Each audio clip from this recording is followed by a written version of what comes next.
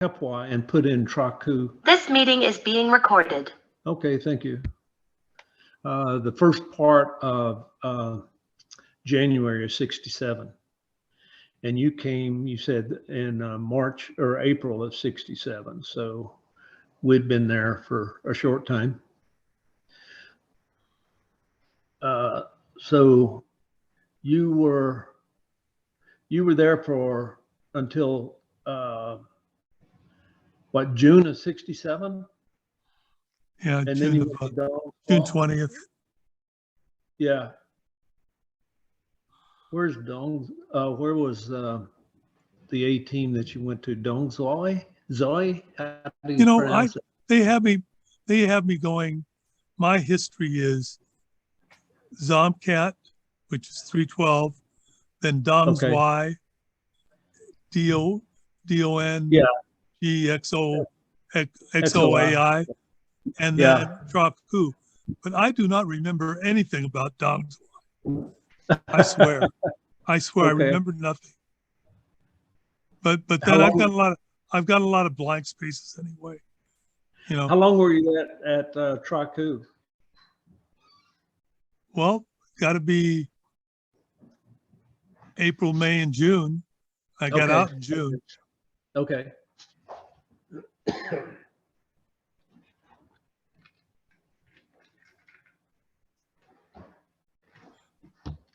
I'm hoping there are a bunch of people that show up that were at Traku for, a number of years anyway.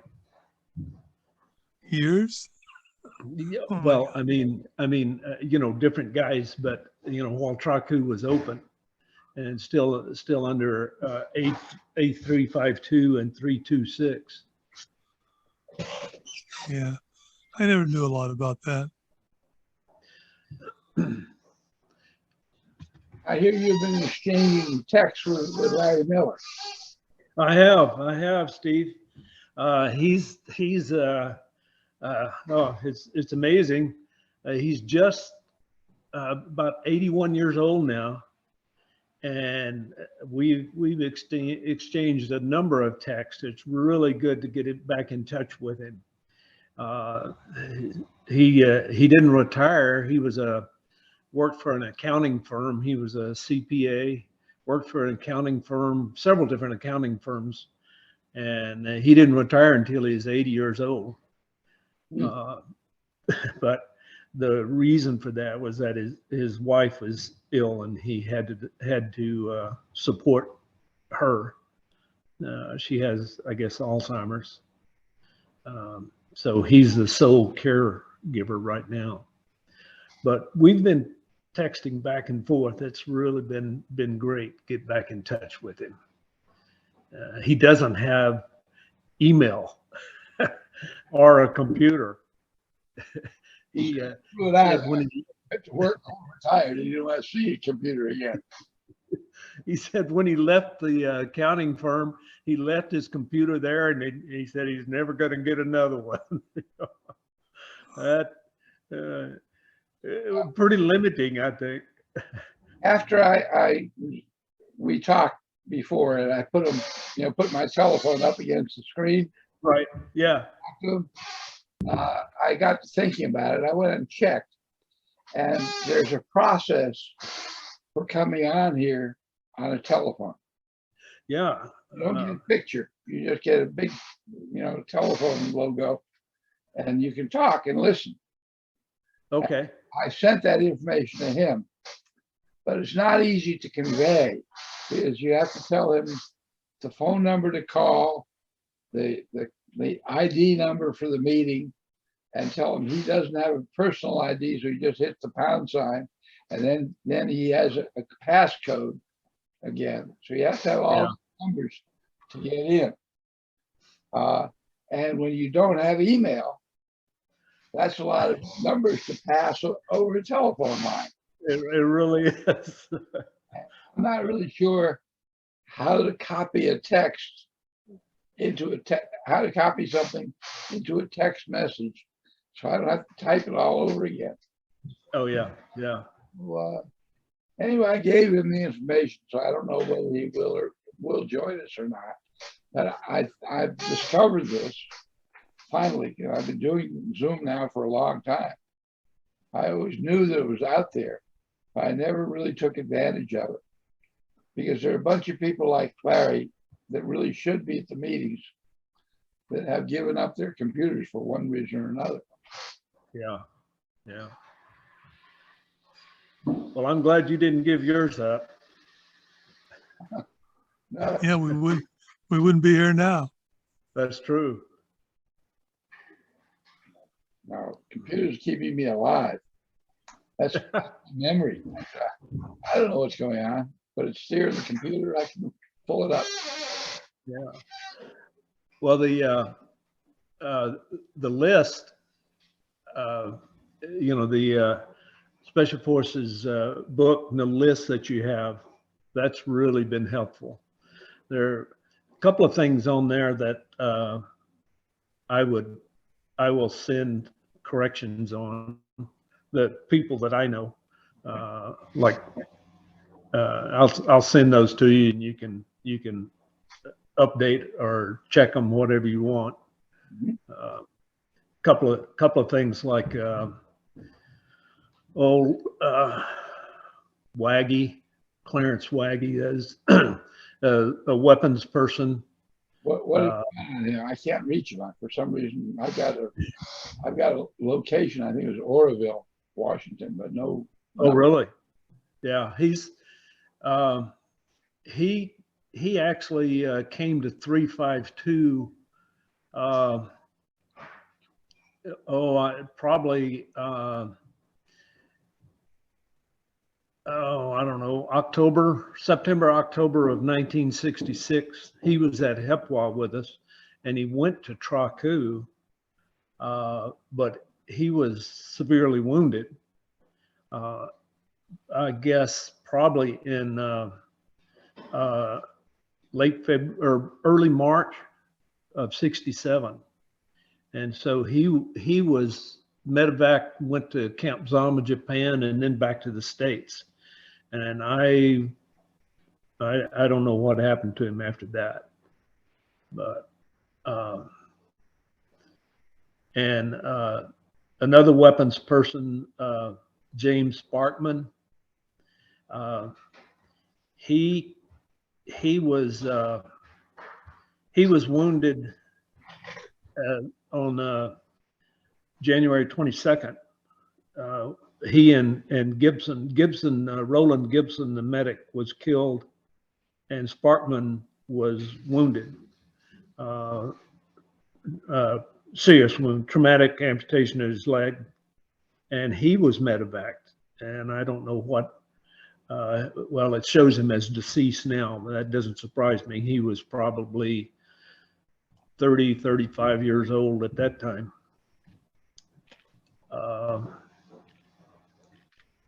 When did he get to the camp?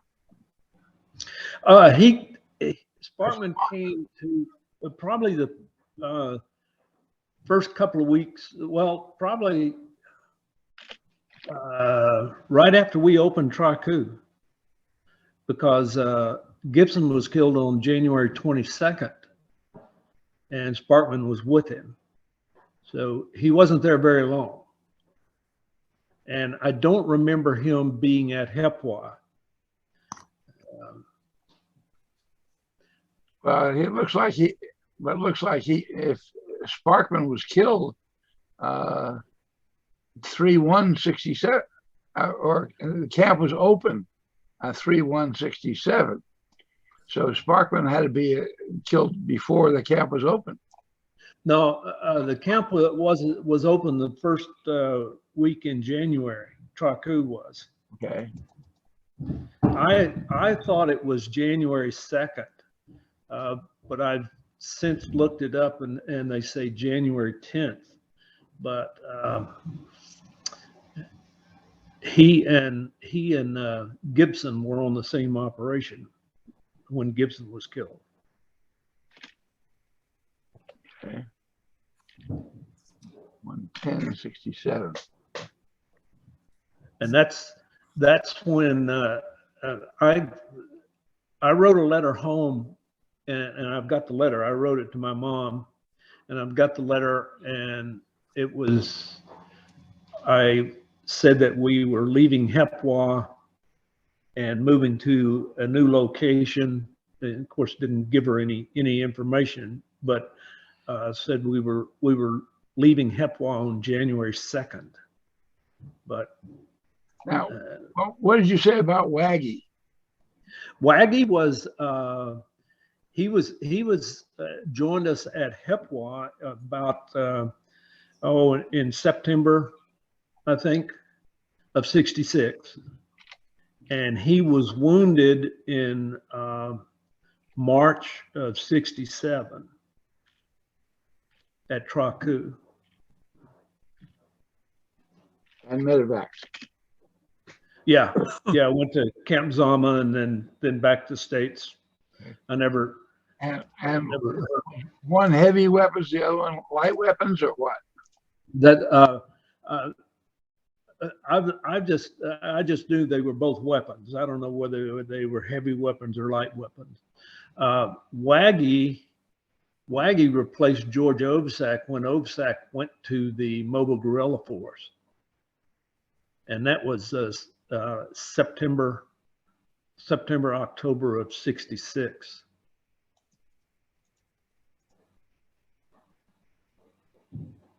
And like I say, I'm not sure when Sparkman came, but it was right about the time we opened Traku.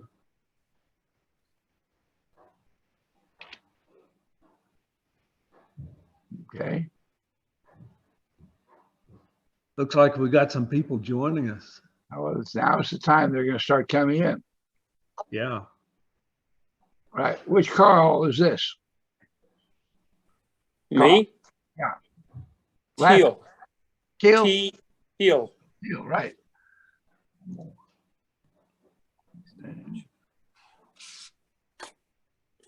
Your ears might have been burning this morning. I was asking a question about you.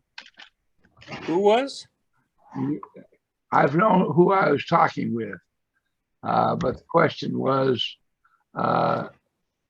I had you there with the airboats, and then you stayed with the camp when the airboats left. Correct. And I had you. Okay. I put you here in as a heavy weapons man, and somebody else said no.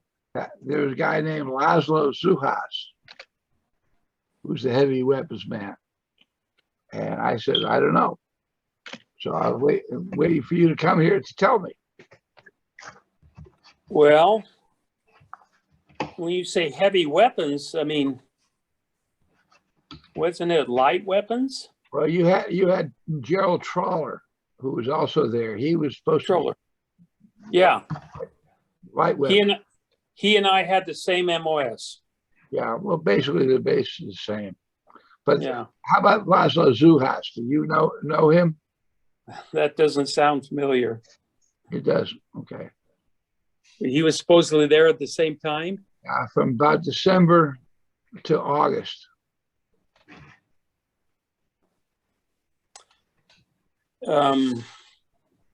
Laszlo, that's a name you would remember. Yeah, you think so, huh? Yeah. I don't remember a lot anymore these days. Good point.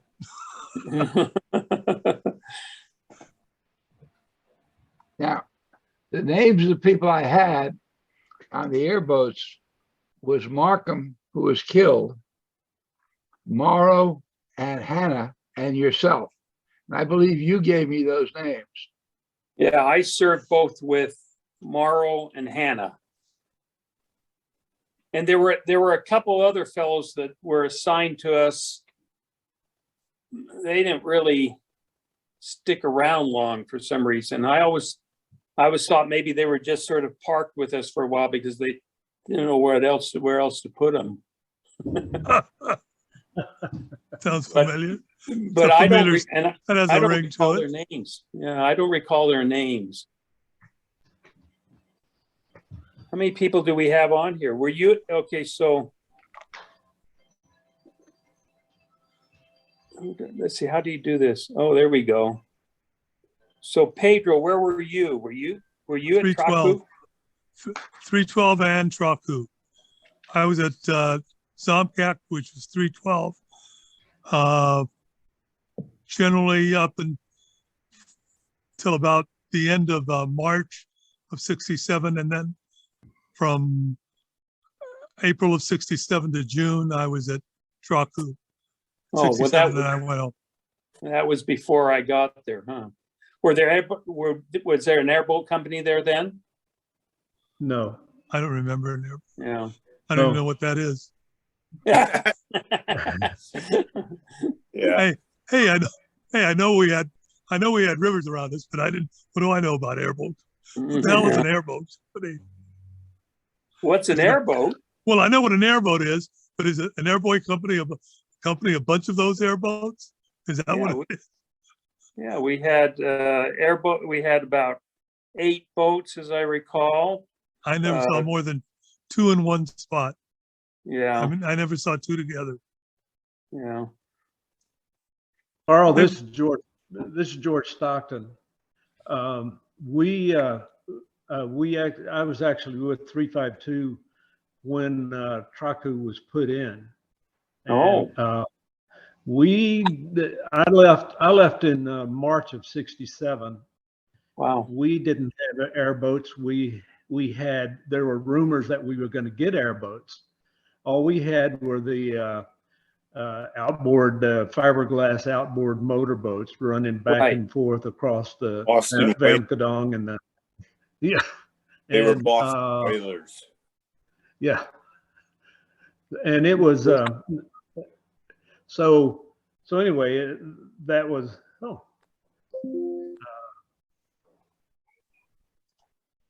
we didn't have airboats. I don't know when you got them, but were they ever very successful? Oh, no. No. Well, you had a Brownwater Navy contingent right sort of alongside your camp somewhere. No. Not in 67 and 68. 69. And they swapped over. It was the 510th or something, and then the 512th. Yeah. Carl, you know, that would be your time. Yeah. When I got there, we had a Navy unit within the confines of the camp. Absolutely. Brownwater Navy. The Brownwater Navy. Yeah. And they ran those PBRs, they called them. Yeah, the PC heavily type thing. Yeah, heavily armored. And one operation, they actually took us out to a point where we disembarked and we went on a ground operation. Besides operating on airboats, we go out on ambush periodically as the Mike Force. So we did some ground pounding also. But the airboats were very effective in getting out to anywhere in our area of operation very quickly. That was the intent of the Mobile Strike Force, was to be able to support the field operation, that was running from the A-team itself. Right. And as long as there was a little bit of water anywhere, we could travel very quickly throughout our whole area of operation. The airboats would run in they'd skim an inch or two of water. And of course, in that area, there were a lot of dikes, around all the rice paddies, or what used to be rice paddies. And the airboats would actually jump right over those dikes. Wow. So we could be out we could be out supporting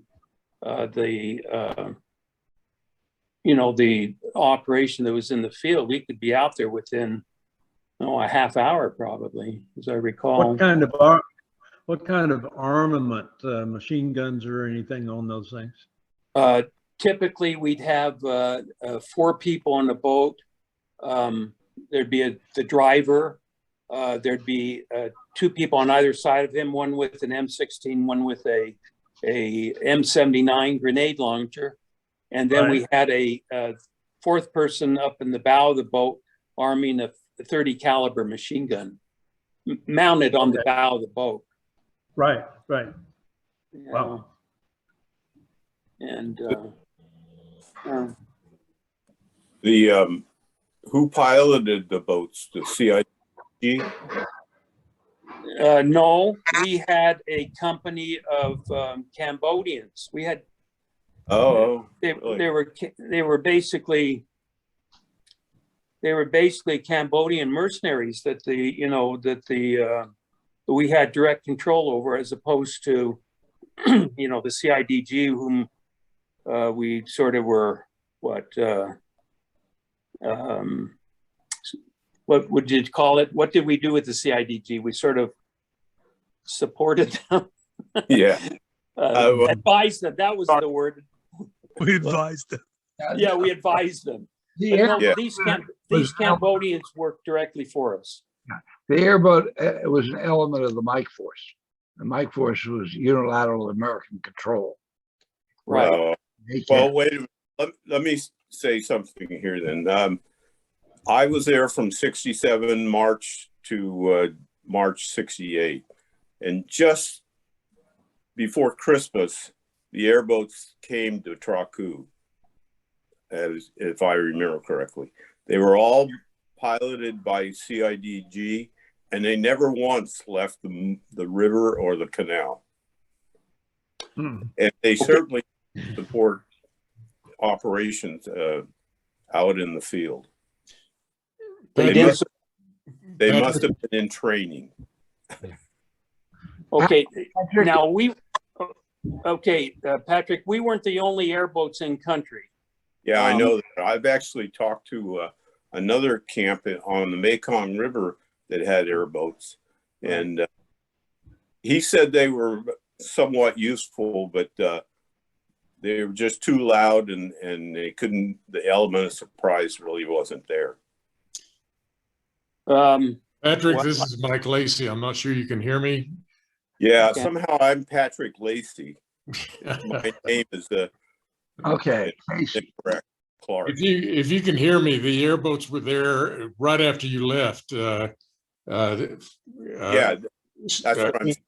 Yeah, I was there from early March to about the 11th of April, and during that time we had a full contingent of airboats, but they were never used operationally. Right. We played with them. We'd get one guy driving and one guy up front hanging onto the machine gun and braced as well as he could be, and then you'd start jumping dikes and hitting full rudder. The things would turn around in midair. It was just amazing. And so we had a lot of fun with them like that. But the consensus among those of us who were there at the time was that if you took one out where you're likely to get shot at, you wouldn't know that anybody was shooting at you because it was so noisy. Right. Until you stood so close. Mike, you say you were March. What year? I was there from as near as I can tell on or about 11 April 68. 68. I'm sorry. Make that between 11 to 14 March 68, and I left about 11 April 68. So I was only there for about a month. Yeah, 68. Okay, that's the year is what I was looking at. Okay. Yeah, I was there from 67 to right the early part of March 68. You must have left just before I came out. Yeah, and you came just right after I left. I left the like the 26th of March of 67. This is George. I don't know. Yeah. Stockton. Yeah. Patrick, Stockton. Yes. you and Brian Peterson bypassed. I'm here. And Hey, Brian. Hey. Pedro was the glue between you. Oh yeah, the three of us were medics.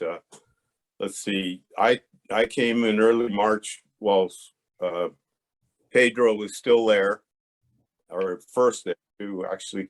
And he left in June, early June or mid-June, somewhere around there. And then Brian came on to replace Pedro. And Brian and I were there until after Christmas. You guys were all there before I was, but Yeah. George was there before everybody. Yeah. Yeah, yeah. In fact, I've got pictures of the assessment that we did on Traku, and all was there was the old Japanese airstrip. Yeah. Oh, I thought it was a French. The what? Oh, the French airstrip. No, it was actually a Japanese Really? airstrip from World War II. Huh. Yeah. Yeah, but it wasn't much of an airstrip when I was there. Oh, it wasn't much of an airstrip. When you were there. there was no airstrip when I was there. Well, it wasn't an airstrip. It was, in fact, we used a lot of the fill dirt from the airstrip that the Japanese had hauled in. We used it to build a berm around the perimeter of the camp. When we first went in, we had a South Vietnamese engineering. It wasn't a company. It was a bulldozer and two dump trucks that were brought in with Chinooks, and they hauled dirt from the old airstrip area and made a 3-4 foot high berm. And they were still working on that, of course, when I left. But mainly because, Traku, you couldn't dig down very far. You'd hit water. Yeah, that's right. So everything was above ground. So that's what we did at first. I've got pictures, like I said, of when the first day when we landed, and it was just grass, and then it changed a little bit. Okay, I'll talk to you later. All right. How good is this map here that I've just put up? You all should be able to see it right now. Okay. Yeah. Okay. The circle that you have there would be the west end of the canal, or of the camp. You've got the east end right along the Van Kodong River, and the circle, the camp actually extended all the way from the Van Kodong to that canal running across there. And then of course the Kingay Canal was the big canal that they put the camp on to interdict all the supplies coming in from Cambodia, and that's the reason they wanted Traku there. Wasn't Traku at the intersection of the canal and the river? Yes. Yeah, you can see that in It was further up there, where it says Quan Duc Way. You're right there. Yeah. That's the right where Traku was, but it extended all the way along that Kingay Canal. At the west end of the camp, of course, is where that circle is. To be accurate, that circle should include all of that area right there. Well, from here to here is the camp. That I think the circle is a click. That's a long camp. No. Yeah. Yeah. Well, it wasn't a click long. The circle is a click in diameter, you're saying? Oh. I can't remember what it was. Wow. Well, isn't that what the squares are? Okay. Yeah, that's what that's a click. Okay. The circle is not. The circle is in like a tenth of a click. Yeah, it's where A-326, the new camp that got built. is. But 352 was at the intersection of the river and that canal. Right. Right. Okay. And And when I was there, if you recall, there was an inner perimeter. Yeah, right. The American camp was right at the intersection of the canal and the river. There was a perimeter around it that was fortified with a few machine guns, and then there was the outer camp where all of the CIDG and their dependents lived, and where the dispensary where I worked was located. Was that you were on the west side over here rather than spanning the canal? It was all on the west side. Yeah. Yeah. And Hey, guys. Steve? Yeah. Can you bring my picture back up? I'll show you something. all right.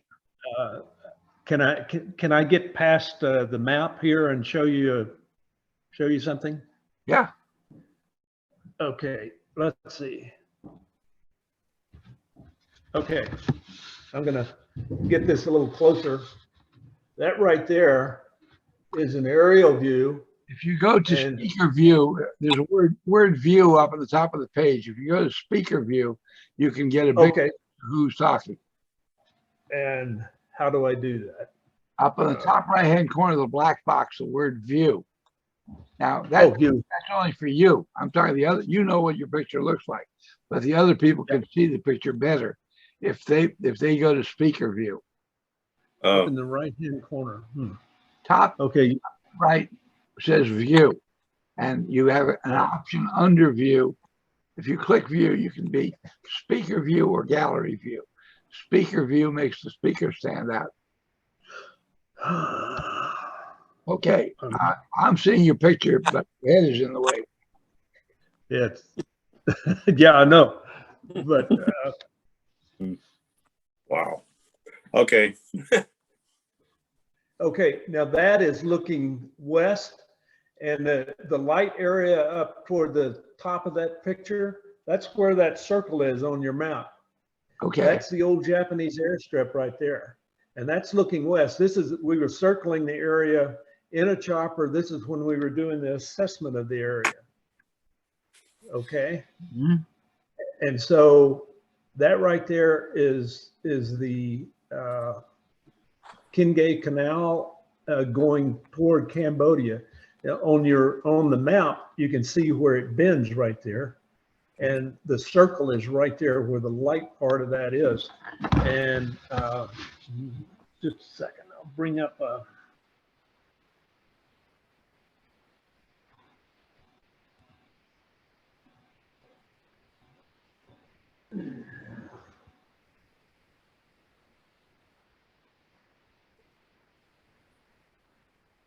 now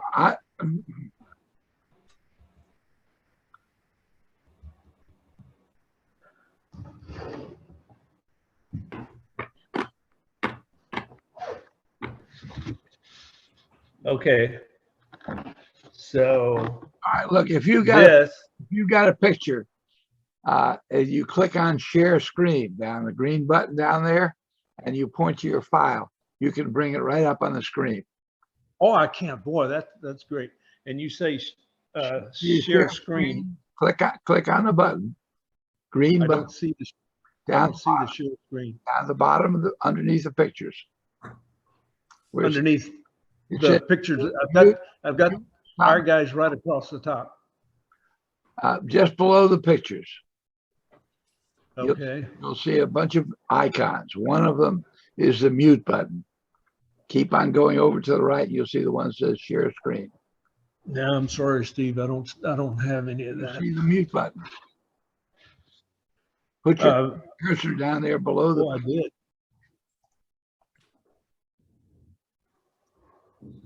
Oh, the mute button. Yeah, and move over. No, no, I don't have that. There it is. Below the picture. You know, that screen for me pops in and out. So It has a mind of its You have to own. have your cursor on it. You have to have your cursor down below the pictures in the black area. Oh, there you go. Got it. Share You- screen. Hit that button and it shows your computer screen. You choose which one of those frames you want to show. And then Okay. share. Boy.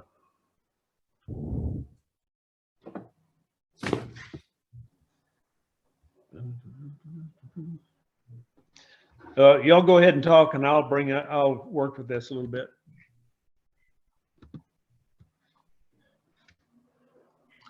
So Pedro, who's the guy we were talking about?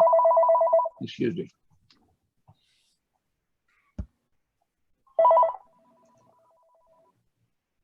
Call from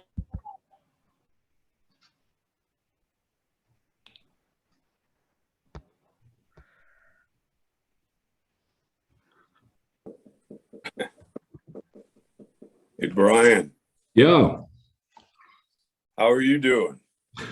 well, it's raining out here. Pacific Northwest at its best.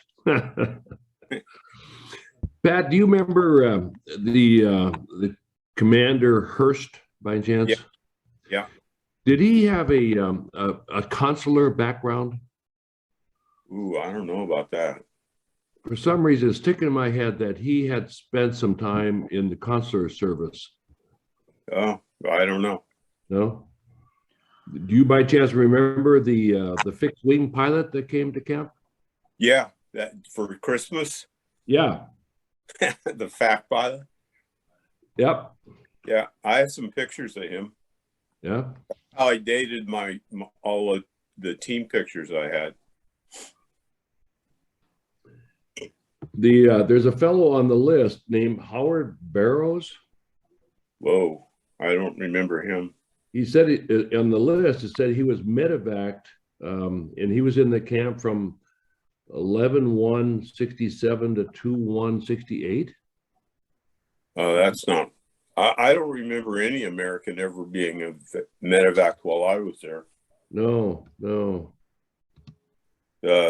Roberts, I think they might have medevaced him out of the field.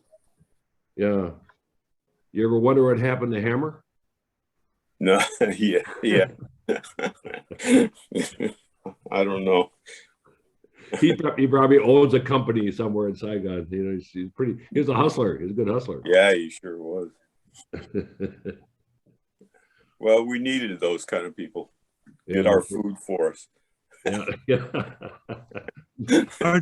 Sergeant Say. Yeah, that was him. I remember him. We used to call him the Scrounger. He was good. We ate well when he was around. During the time that I was there, we had a week where we had nothing but wieners to eat 3 times a day because the choppers couldn't fly. We were weathered in and nobody could get out to trade for anything better. Yeah. Amazing what that cook figured out he could do with wieners. Yeah. I remember we would alternate on who would go into Benoit or Saigon to pick up whatever supplies, I don't know. But the most important thing we could do was to bring back steaks. And I remember I was a very popular person. The time that I went to Benoit, on whatever detail I was sent there to do, I came back with those 2 great big boxes of steaks. You know, they're like 1 foot by 1 foot on the end and about 4 feet long. I came back with 2 of those boxes. Yeah. I You came guys back ate with them all before I got there too. what? Yeah. You ate them all before we got there. Yeah. Yeah, they sure were good. I bet. Yeah. We used to, we'd go into Cu-Chi. For some reason, Say knew everybody in the mess hall around Cu-Chi, the cooks and everything. So we'd fill 2.5 full of food. Yeah.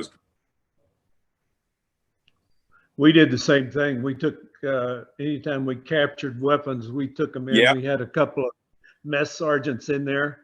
Yeah. And they were, I mean, we could load up with a deuce and a half stuff and actually have it Connex. Actually, we'd use Connex container and a Chinook would bring it out to camp.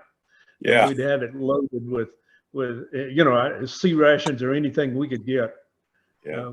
We ate a lot of the sea rations mixed with the indigenous those indigenous rations, that you the Korean added water to the rice stalks. Yeah. Yeah. They were And you good. get sea rations, especially the cans of beef, and mix that with the rice. Yeah. That's pretty much what we ate.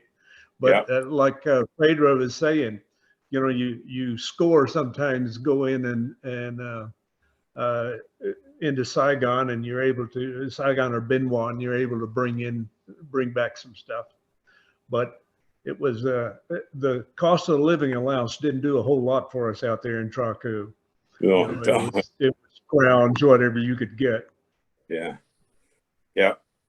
I remember once Ryan, the XO, had me meet up with one of his buddies in Benoit when I went to Saigon once. And in fact, it wasn't my idea. The guy wanted to come in, so he came back on the helicopter with me. He came back to Traku with me, and I remember we got on the helicopter in Benoit someplace. We got up in the air, and I kept trying to tell the helicopter pilot where it was, and he kept saying, "That's an abandoned airstrip." I said, "Just go there. Just go there. Trust me, there's something there. Just go there." And he said, "No, it's an abandoned airstrip." I said, "Just go there." I was getting pissed off at the guy. Just go there. Trust me, there's something there. I'll never forget that. What did he say after he found something there? Well, of course, he said nothing. Oh. What could he say? Yeah. I was wrong? I don't think so.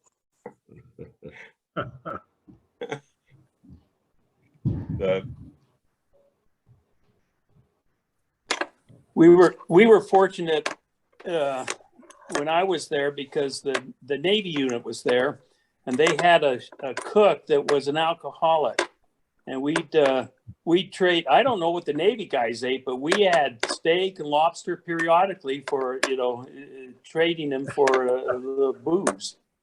Yeah, we ate like. I don't know if it was. Go ahead. Commander's name of the Navy, that was in command of that Navy Brownwater group. Carl, did I know him? Do you remember his name? I do not. We really didn't have a lot of interaction with them to speak of. Okay. I don't know who that was. I met a guy 4 or 5 years ago that was in command of the those boats, the PT boats and everything there at Traku, up and down the river to Hiep. His name was Jim Anderson, and he had a lot of stories. He was really interested when I told him I'd been at Traku. So he was there for, I don't know, 6 months or so. Yeah, they have there's a couple websites that those Navy guys keep up that you can go on to and see what they had to say about Traku. Most of them didn't. Oh yeah, a lot of it. Yeah, they lost. What did they say? They lost a number of those PT boats. Yeah, they had their troubles. Oh, they called Yeah. Traku the armpit of the world, and the asshole of the world, that sort of stuff. They hated it there. I was never assigned to any other camp, so I don't really know anything else. But those Navy guys didn't care for it. They weren't the only ones that hated it there.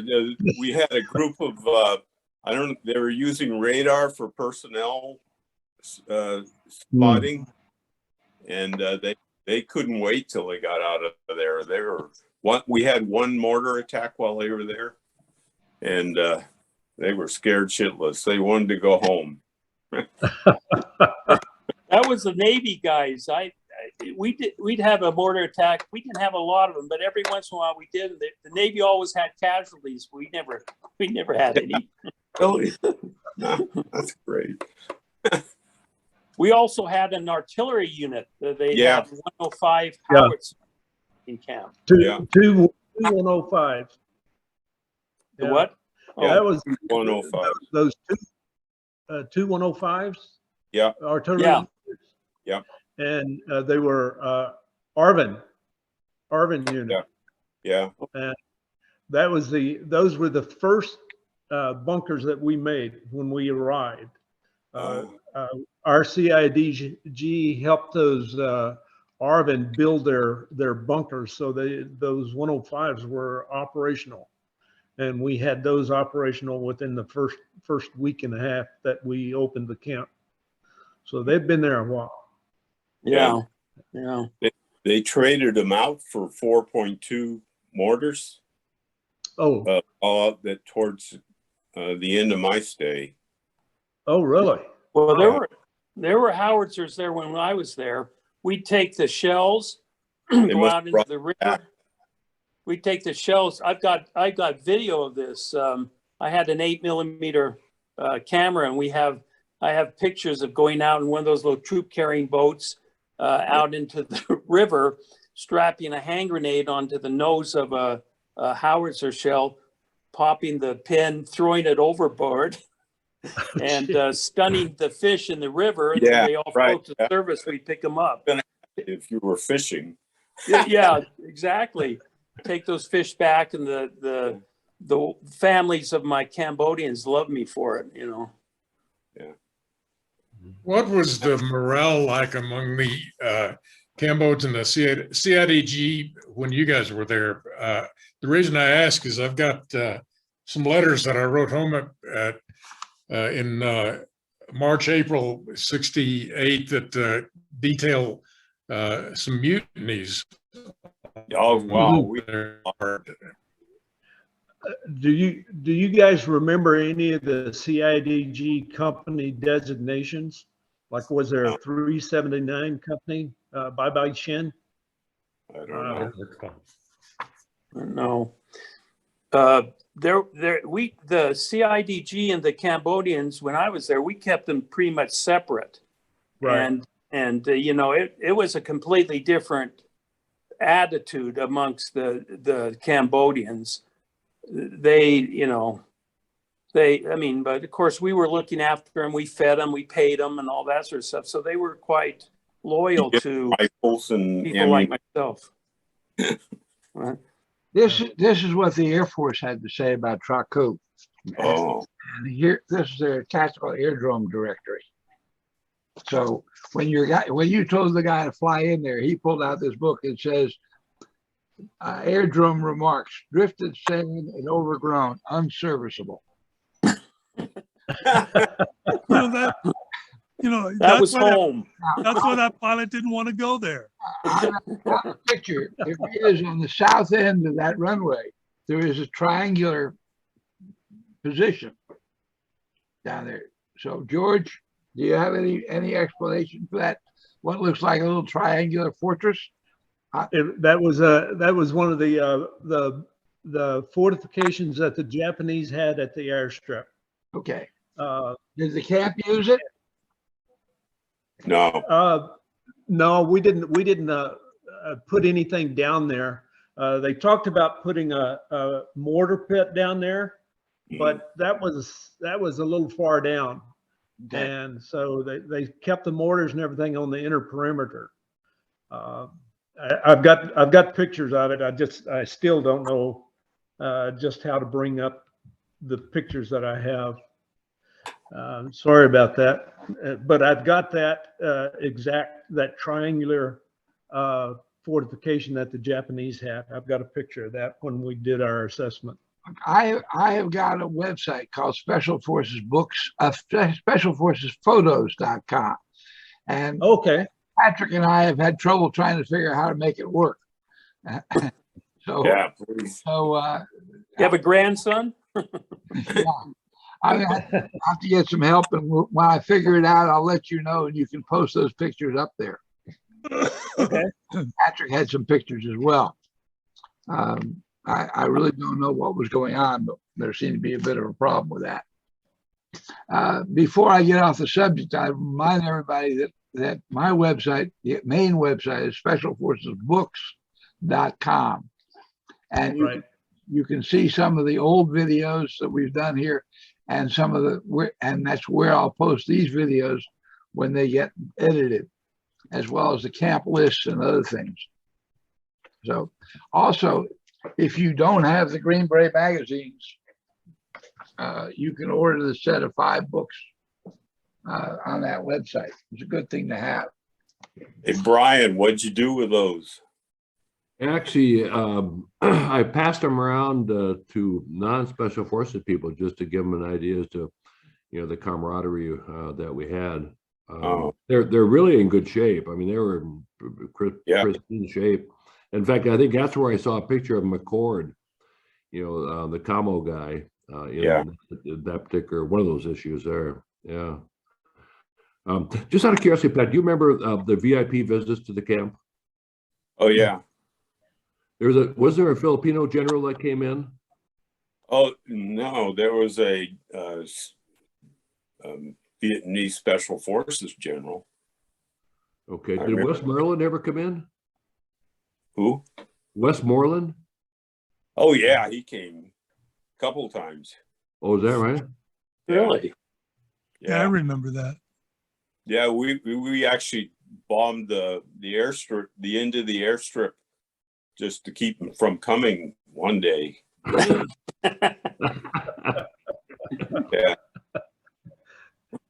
I don't remember who the brass were that flew in one day when McCord and I were sunbathing nude on top of the tower, on that wooden deck on top of it. But they got an eyeful, and we made ourselves scarce until they left. Good one. I never heard that one. Oh, great. So, yeah, but Westmoreland came a couple times, and Abrams, I think, came once too. Oh, really? Wow. Oh. Patrick, the other Patrick, Lacey. Hello. No, he's gone, I guess. He had something. We had Martha Ray come in one time. Oh, she actually. Oh, wow. I remember that. Oh, that. She promised that she was going to come in '67 at Christmas time when she was when Bob Hope and all those people were around. Yeah. Never came. Oh. There were some sad people there. You didn't have any vodka? No, I didn't. That's why. Oh, is that it? I'm sorry. Geez, all these years I've been mad at her and all. It was our fault.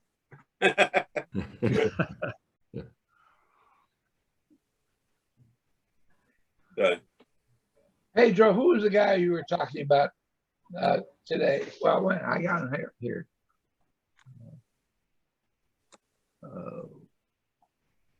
We were talking about the award. There it is.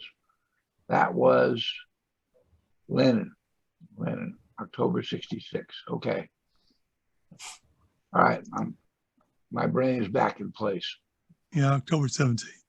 Yeah. Yeah, that was a bad day. That was a bad day for me. That was the day I'd gotten home from an emergency leave. I'd had, my grandmother had died. She was the woman, I never had a mother, but she was essentially my mother. So she died and I went home. I got back on 10/17. I stepped into camp, and that's when first thing I heard when I got into camp is that the operation had been compromised, and then it turned out that later on that, that Lennon had gotten killed, and Jackson had gotten killed. It was not a real happy day for me. Yeah. Remember that. Remember, I just got back in camp. Got back in camp, and a bunch of shit going on, and then turns out what it turned out into. Yeah, that was a bad day. Who was anybody there in '69? 69. Let's see. Somebody was telling me about what he called sardine cans. He said there were all these mines all over the place in the water, and that's why in '69 Miller and Ruff lost their legs. Oh, what happened? What was he talking about? Sardine cans? Were they putting grenades in the sardine cans or something? Putting them in the water? Okay, well, I don't know. We had a CBU mines. That was probably the one thing that caused most of our casualties. Yeah. The Air Force was dropping these anti-personnel mines, and they wouldn't go off because of the wet and the mud and all that. And then the VC would pick them up and string them together, and a lot of people got hurt and killed for those things. Maybe that's what they're talking about. Yeah. Patrick, were most of those mines command detonated? No, most of them were all tripwire. Tripwire. Yeah, we had one guy that I used to go out with all the time. He was a Vietnamese, and this guy was a phenomenal spotter of tripwires. He could, and what they do is they disengage the tripwire, move the CBU mines, then hook them back up, and then we'd be walking away in our operations, and you'd hear these poof, poof. It was a VC that got killed by them too. They tripped him. Yeah. Served him right. Yeah, that's what we thought. Hey, Michael Lacey. Yeah. You're a medic or were a medic? Yeah. Oh, and you worked in, you were spending time in the dispensary? Yeah, I would go down there to take sick call for the indige. Oh, yeah. Every day. Love that. He loves sick call. I just want to wave from the screen here for a minute down to the basement to pull up an old album that I've got here that I don't know whether I can hold up a small print and you guys can see it or not. Might be worth a try though. Let's this is a shot of, is that come into focus? Lieutenant Schramm, you remember him? No, I don't. That my memory is pretty faulty. Yeah, he was probably, I think he was still there when you were talking about the short period of time you were there. Trent, you said? No, Schramm, S-C-H-R-A-M. Oh, no, I don't remember him. Lieutenant. He's the one that built that tower. Well, the funny thing about that tower is there's a 50 cal. Yeah, right. Yeah. And the wooden fence or railing around the edge of the tower prevented the barrel of that 50 being depressed enough to hit anything closer than about 600 yards from camp. Yeah, right. Yeah. Those were new. Those barriers weren't there when I was there. Oh, but, okay. Yeah. I don't know whether you can see that or not. It's looking west along the canal. Right. From the tower. Yeah. Absolutely. An interesting thing about that tower, we had a little experience. One of you're talking about the rebellions between the Cambodians and it wasn't always the Cambodians. Anytime we had a change of command in the American unit, the VC would, or not the VC, the Vietnamese would find some reason to cause a turmoil, And one time they actually got into the inner compound and were up in the tower, and everybody, all the Americans were down inside the team house that time. Yeah. And I had a sight right up into the tower, and one guy started to cock that thing. He didn't realize it was a double cock. and he pulled the trigger, but nothing happened after that. He was kind of neat. Yeah. Yeah, we had a couple, 2 or 3 of those rebellions, as you call them, and mostly they were over pay issues. Well, one of the ones that I wrote about involved some 47, I think, CIDG who were out on an op. I'm pulling the letter up now. It says the operation we had out night before last had to come in early. 46 of the CIDG refused to go any further and turned their weapons into their company commander. The next morning, the LLDB CO and XO of the camp were both relieved. Wow. Oh, really? Wow. Whoa. Never saw that kind of stuff. Yeah, and several of the letters that I've got, the tone indicates that there was pretty bad feeling, because there are several mentions of them, of Americans in the camp at the time being afraid that they'd be out on an op and that they would actually turn the weapons around and join the other side. So it wasn't a good relationship at that point in time. Yeah. Were any of the CIDG that you had, were there any of them Wahhaus? The No, Buddhist sect Wahhaus? That does not ring a bell. There were a lot of Buddhist priests that came to camp.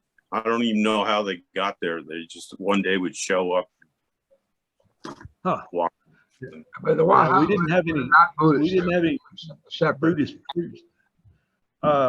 When we opened the camp, we had a CIDG company 379, mostly Vietnamese, and then we had our recon platoon was Cambodian, and then they assigned another Vietnamese CIDG company that came from Trang Sup, and they were Wahhaus, and they were a bunch of thieves and thugs and wouldn't. I mean, it was the type of thing where they all got sick at the same time, wouldn't go out on operations. In fact, there was one time that the 379 company was out. This is when Gibson and Sparkman, Gibson was killed.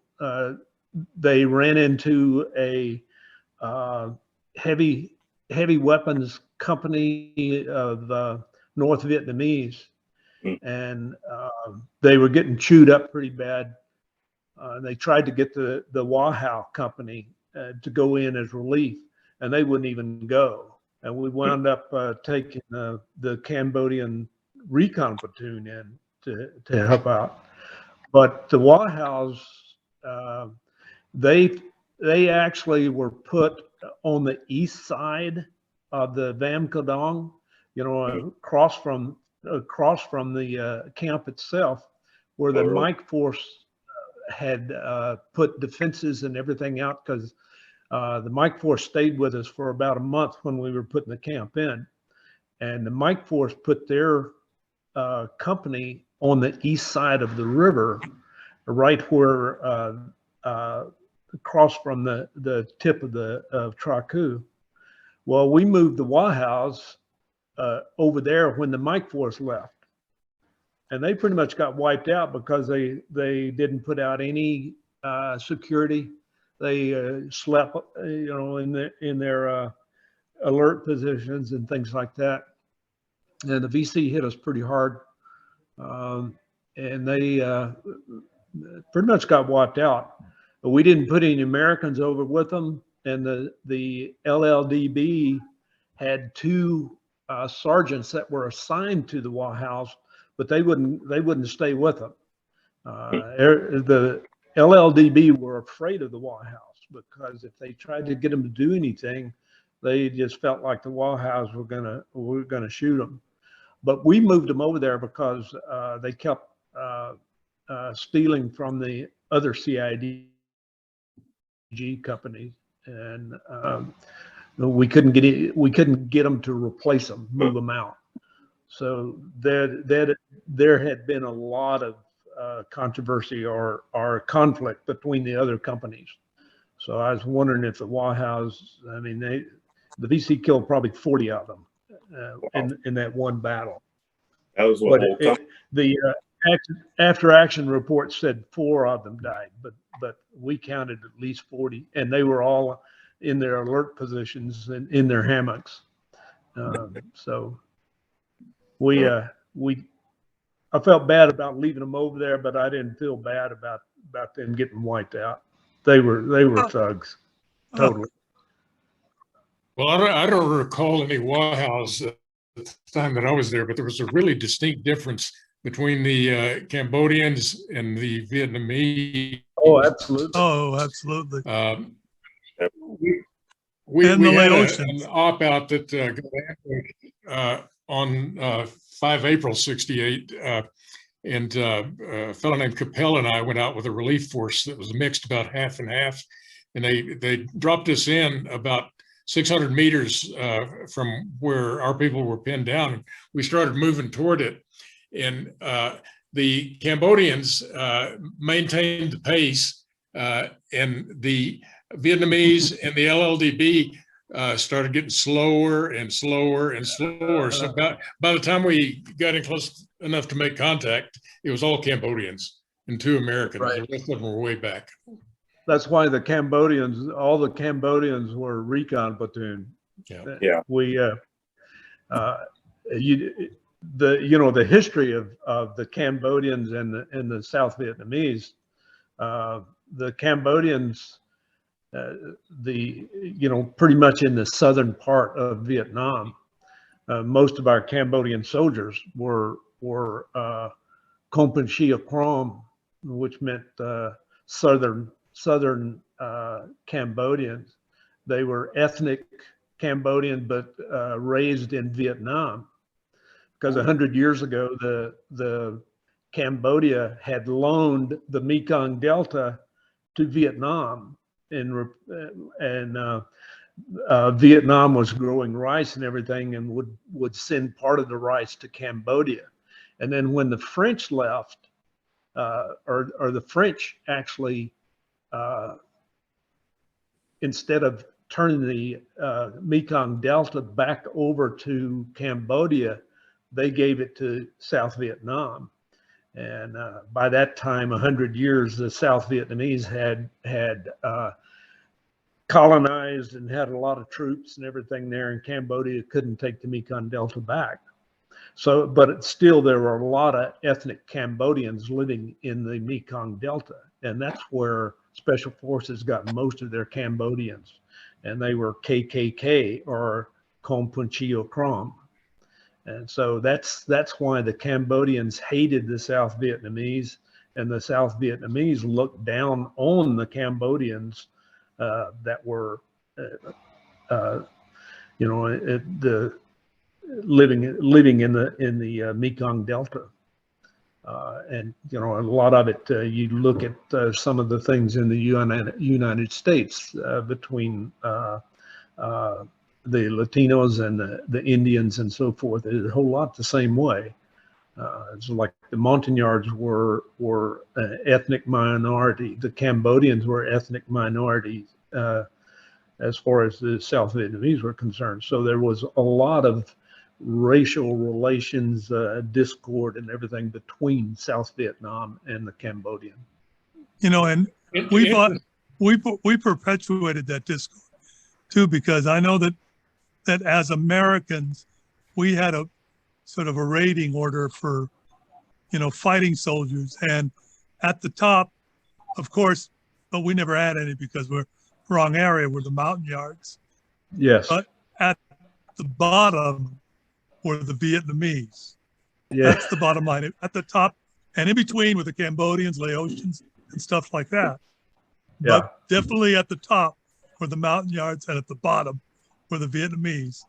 And what you didn't want to go on an operation with mostly Vietnamese. You didn't want that. That's true. I mean, I remember that. You know, first of all, you didn't want you wanted a decent Vietnamese commander, you know, counterpart to go out with you. Yeah. Interestingly enough, the B team commander at Duquois, the LLDB commander was a Cambodian. I'm not sure the rest of the VNSF team of their ethnicity, but I know he was Cambodian and a good part of the CIDG force there were too. Yeah, the B team commander was my uncle. Yeah, Charles Mendoza. Oh, talking about the Vietnamese one. Vietnamese Special Forces B team commander was Cambodia. Yeah, and at Traku, while I was there, the A team commander was Cambodian as well. The LLDB. Yeah. Yeah. And so we had two Cambodian. Hey, Brian, tell me if I'm wrong here. I think we had two Cambodian companies and three Vietnamese companies at Traku during the year 67. Right. Still there? Yes. No, I can't remember. Yeah, I was just thinking. I was thinking, wow, you had a lot of CIDG when we had one company of about 75 people, and then a recon platoon about 30, and then the Wahows that were probably 75 people. That's pretty much all we had. Yeah. No, we had a lot more than that. And we had three companies of Vietnamese and Cambodian, but we also had a recon platoon as well. Yeah. And I think they were all Cambodian, but I can't swear to that one. Yeah. Well, if they kept the same one, they were all Cambodians, because you got there shortly, about the same time I was leaving is when you showed up. You were medic also, weren't you? Yeah. Patrick? Were you a medic? No, I was radio operator. Yeah. No, three medics on this call. Was there a medic still there named Hammond, Virgil Hammond? He was the one that came to what was it, Duquois? Duquois was the B team. Oh, C team. Where was that? C team was Benoit. Benoit. Oh, okay. He came to Benoit. I was working in the hospital at Benoit, and then brought me out to Traku. Okay. And left right after that. I think that was his parting whatever. Well, I shouldn't say anything bad about anybody, but he was worthless as far as operating. He wouldn't go on an operation. He came to 352 from Nui Ba Din, and had a lot of problems with alcohol. He was a decent medic, but he was happy to stay in camp and just take care of any bumps and scrapes or illnesses or anything in camp. We couldn't count on him going out, and I would have not surprised that he was taken off the A team before too long. Yeah. But no, I didn't know that. But I think there was another medic. His name was Cook or something like that. Cox. Cox, yeah. Yeah. Danny Cox came. Looks like he came to Traku. He came a couple of weeks before I left.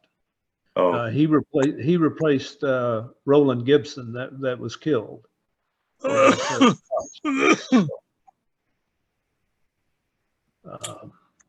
all right. Yeah. Yeah, no, I don't remember.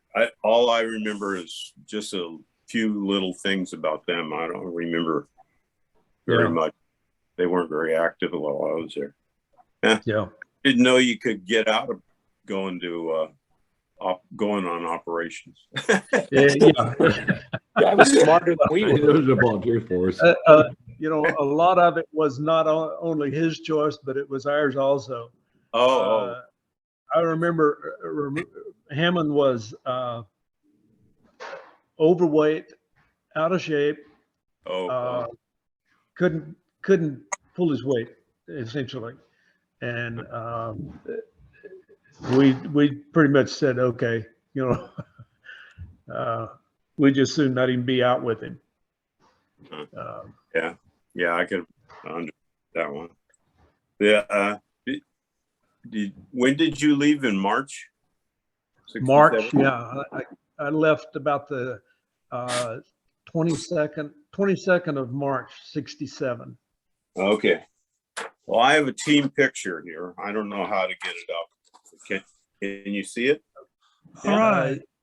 Oh, and no, all I see is Kenny Jimenez over there on the. Yeah, that's me over on the right.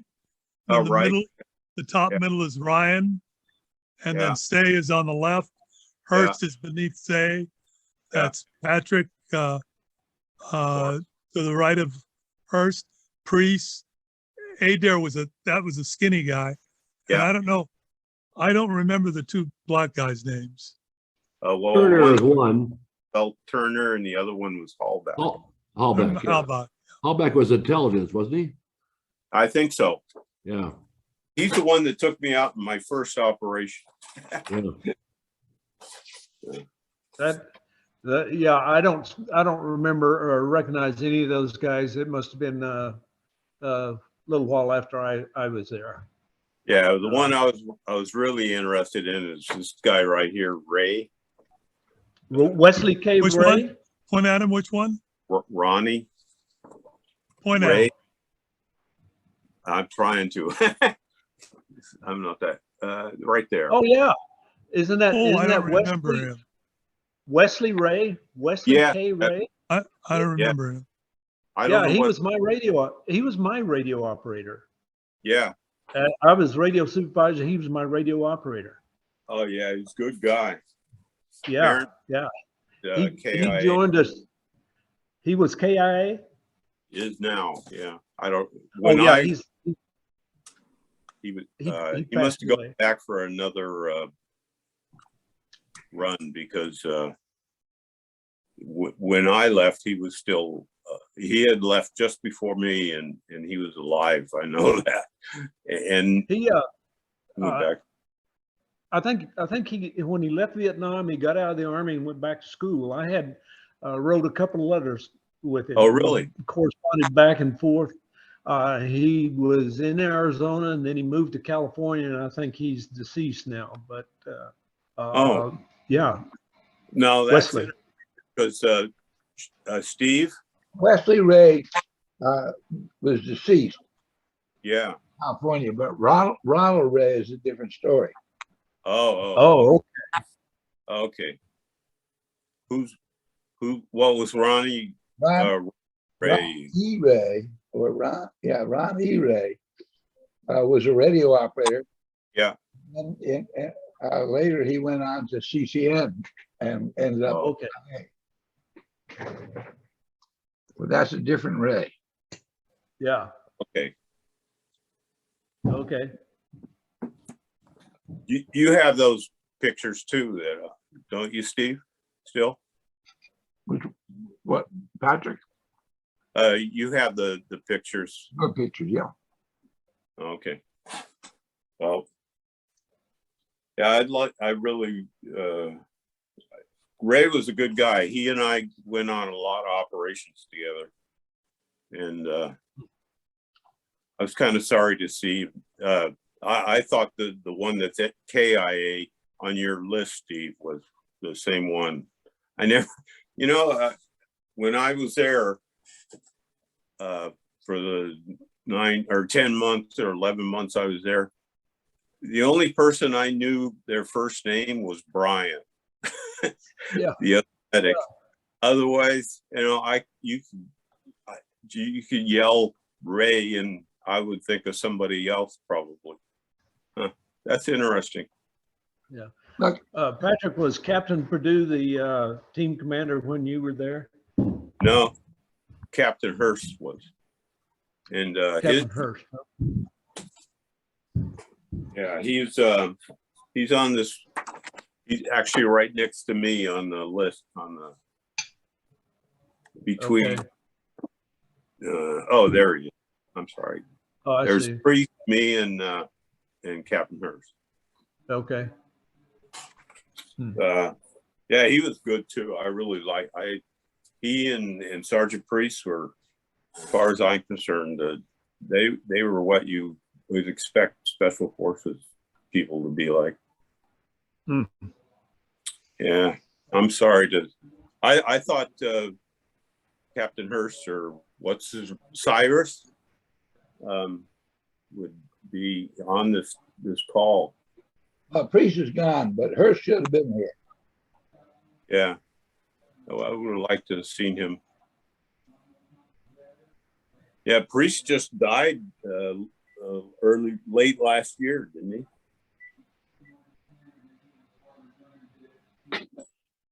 Has anybody connected up with Williams? That he was the Oh yeah, Germany somewhere. he was there for a couple months. I was on the patrol when he got us a scratch, and I think that's when he left the camp. yeah. Well, he got injured by his own grenade that he threw. Yeah, yeah. What? And he was medevac to Kuchi. Yeah. Yeah. Got it. Whoops. Got it. How terrible to be medevac by your own grenade. Jesus. Yeah. That doesn't even sound right. Now, Must be a war there somewhere. yeah, That just doesn't sound right. That's not kosher. You don't get medevac by your own, because of your own grenade. No. especially where he got. He was more interested in going to Saigon. Hey, that wasn't bad. I remember that was the best time I had. And maybe because I was good at it, and I developed a reputation as being a good scrounger, always coming, which translated in when you came back with a lot of stakes.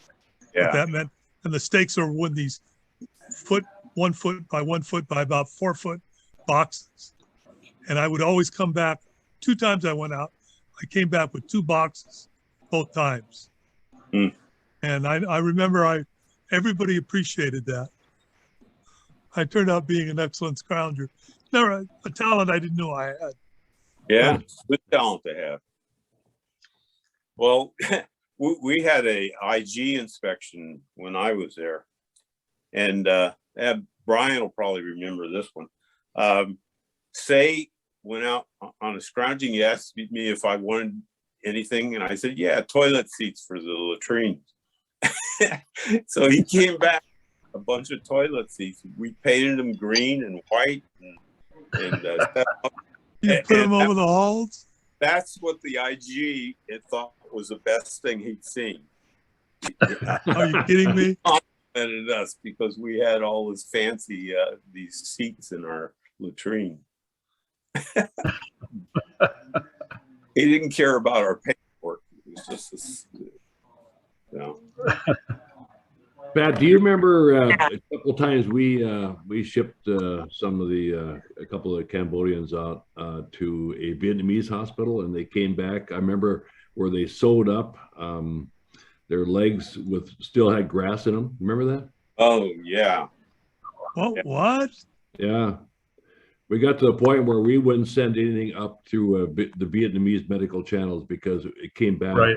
That could have been partially racist. I don't know, because there were Cambos sent up to a Vietnamese hospital. I don't know. Yeah. Yeah, it could be that.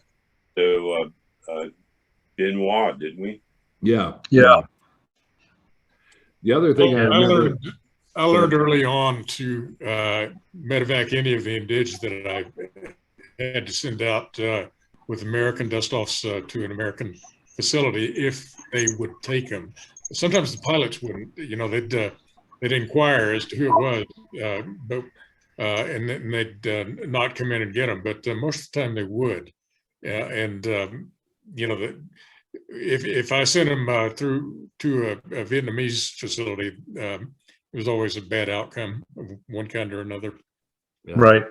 Yeah. Also, I just remember one time we got into it, and there were layers of aircraft above us watching the action. I just remember the Vietnamese helicopter was so close it could have interfered with civilian traffic. They were the highest they could get without without being hit by a Pan Am jet. Oh yeah.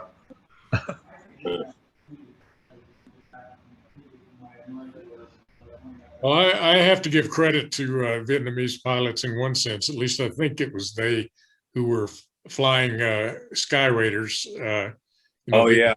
Propeller aircraft. And in that operation that I mentioned, where we were watching the Vietnamese fall further and further back, we ended up getting pinned down, and those guys were bringing those Sky Raiders in and dropping bombs within 100 meters of us. We belly crawled out, and I was really grateful for them. And as soon as we got far enough out, American jets came in. Curtis Hurst sends his regards and his regrets. His wife passed away a couple months ago. Oh no! It was the day they had to do something at the cemetery, you know, British put in. Oh, okay. So I didn't quite get what it was, but he sends his apologies and regrets. You know, in the future, Steve, if there's any time that there's a get together, whether it's your planning or by someone else's plan, would you make sure that we all hear about it? Because I would not like to miss it. You know, in the future, if there's any more get-togethers. Well, first of all, you should know that the to box in the email I sent you has got everybody's addresses in it. All you have to do is forward it, and you'll have everybody send it out. So, and that's only for your team. The thing that was talking about this session. And you have the capability of calling your own meeting. And you don't have to have an account with Zoom. You can do it for 40 minutes without paying them anything. Now I have an account because I do this a lot, and I can keep the meeting open for hours. But if you want, you can let me know you want to do it, and I'll set up this thing, and you can go ahead and use it. So it's there. I mean, there are a lot more people from this camp that are not on the recording than usually would be. I've got to move on and get other camps done, but there's nothing stopping you from building up the community that you already have. Other than the natural reluctance to not want to do it, but happy as hell when you do. Personal problem. Yeah, it's funny how that works. You know, I don't want to get together, but when you get together and you talk, you realize that it's a good experience. You know. Yeah. But you sure I came to this meeting, with my heels dug in. No, I wasn't real eager to do it, but now that I'm here, I'm happy I'm here. Yeah. And that's generally how it works. From the practice session this morning. We had a long. What's that? Pedro was on for the practice session this morning. And he and I spoke for a long time waiting for you guys to join us. And he was bitching about everything. Hey, wait a minute. Now he's here and he's really happy about it all. I pretty well told him that's what would be the case. But he was prepared to listen at that moment. Now he is. You're right. You're right, Steve. You're always right. Yeah.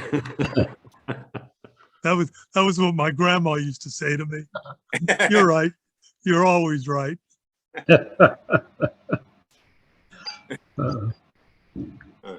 Has anybody gone to a Vietnamese restaurant in the last couple of years and ordered a banh mi ba? No. No. No, I had enough of that. Has anybody ever Almost gone and done formalin that? was in that. I've ordered a beer LaRue, the tiger beer, but not a banh mi ba. You know, I'll have to do that in August. My wife and I are going to Vietnam for the first time for me and her. Wow. Really? So I'll be definitely looking for a banh mi ba. And we have better Vietnamese restaurants here in Houston than they have in Vietnam. That's what I tell people. Go back. We went back in 1995 or 97, I can't remember which. And I was there about a month and haven't had the interest to come back again. So, yeah, there's just too many pictures of we've been around for my taste at the time. Yeah. And I don't think I've changed all that much. Brian, you were involved in a little incident in about October of '67 when they were somebody was hitting the camp. You got a Bronze Star on that occasion. What was that about? Oh boy. Well, that may have been we ran.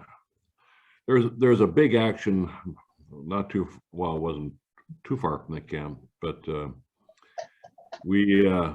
Mike, Pat, you probably remember there's a very tall Cambodian medic, a kid.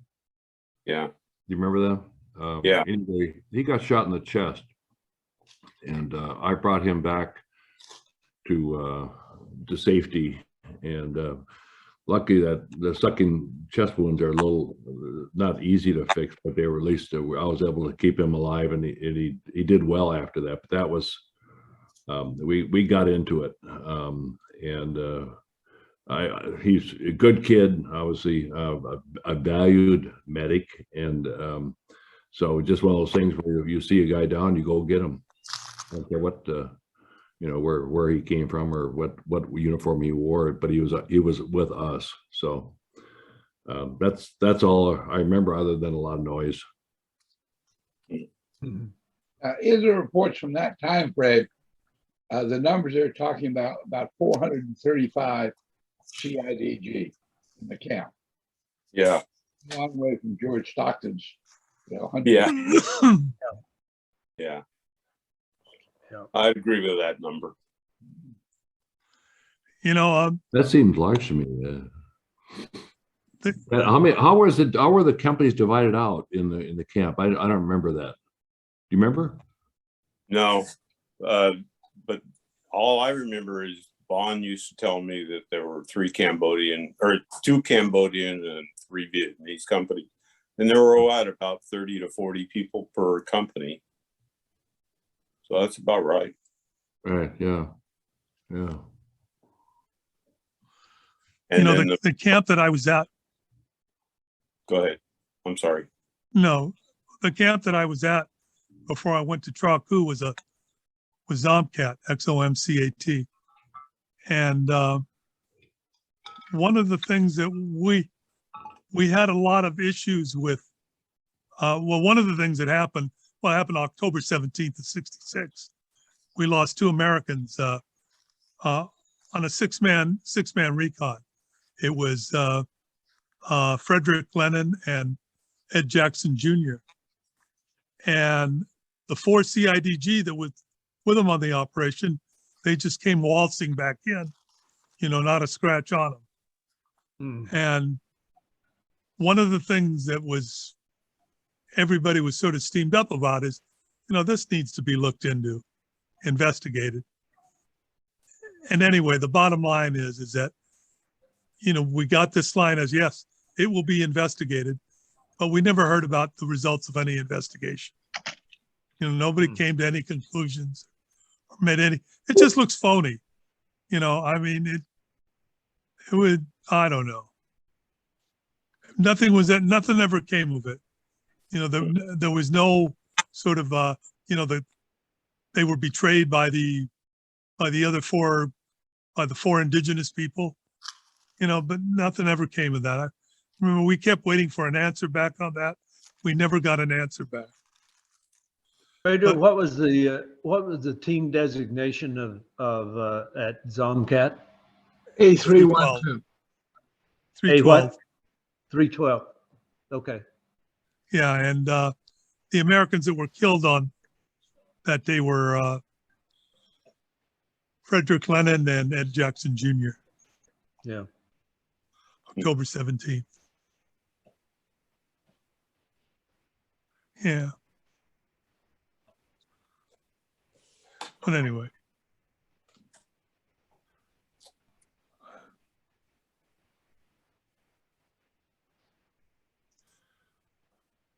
We were lucky. We didn't have any Americans killed. We had a couple of wounded ones, but mostly officers.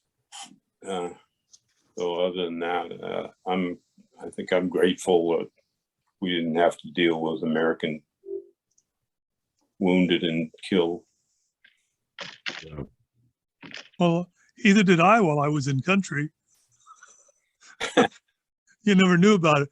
And in fact, one of the strangest things is I just found out about 6 months ago that one of the guys on my original A team, his name was Craig B. Garipy, Gariepy.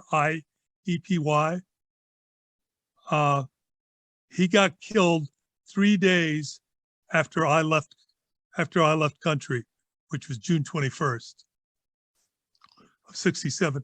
He got killed on the 24th. And I thought, that's just, it's bad enough to have two guys, it was just fucked up. But anyway.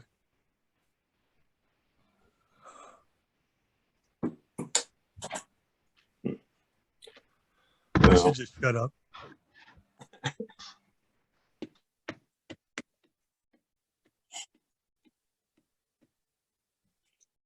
So Brian,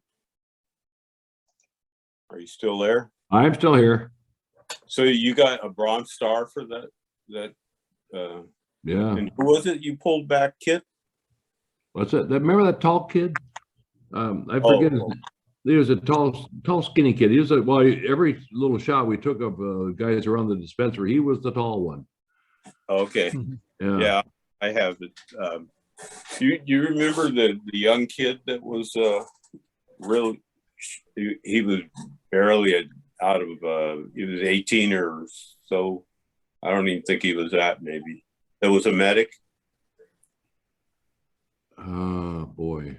Is he one of our pictures by chance? Yeah. I've got quite a few pictures of him anyway. He was. Oh, yeah, I do. Yeah, now I remember. Right, because he was also in when we did a lot of deliveries, as I recall. Yeah. And he was killed in an operation after Tet. Lieutenant Toy was shot, and he had a broken femur, and oh, really? A whole bunch of people that were killed, and he was one of them. Yeah. Oh no. Yeah. You talk about, this is a little off base, but one of the fellows I went through training with, a guy named Nick Fragos. Anyway, he was in the camp where the tanks came in. I forget. Remember that? 101. Yeah.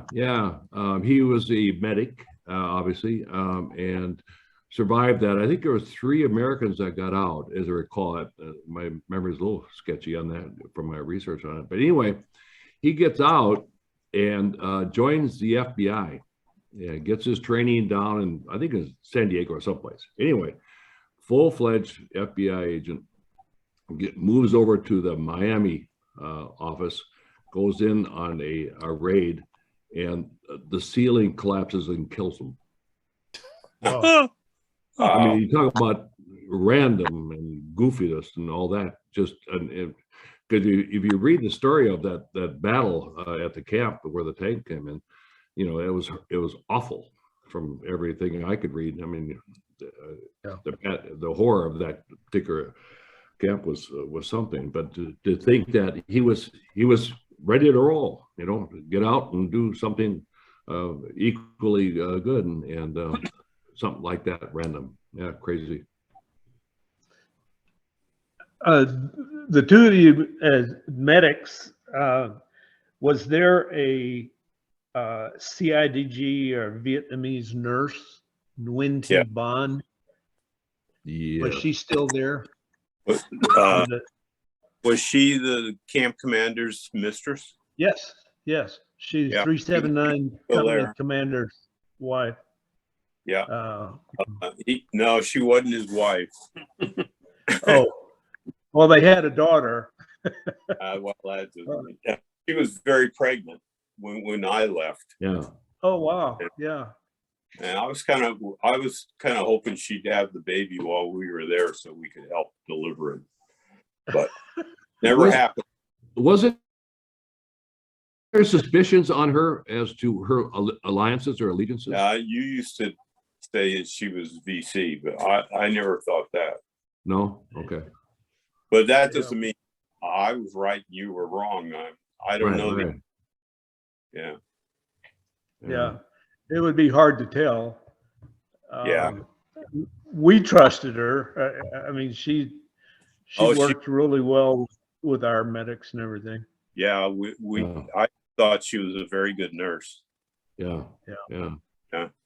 Anytime Bond.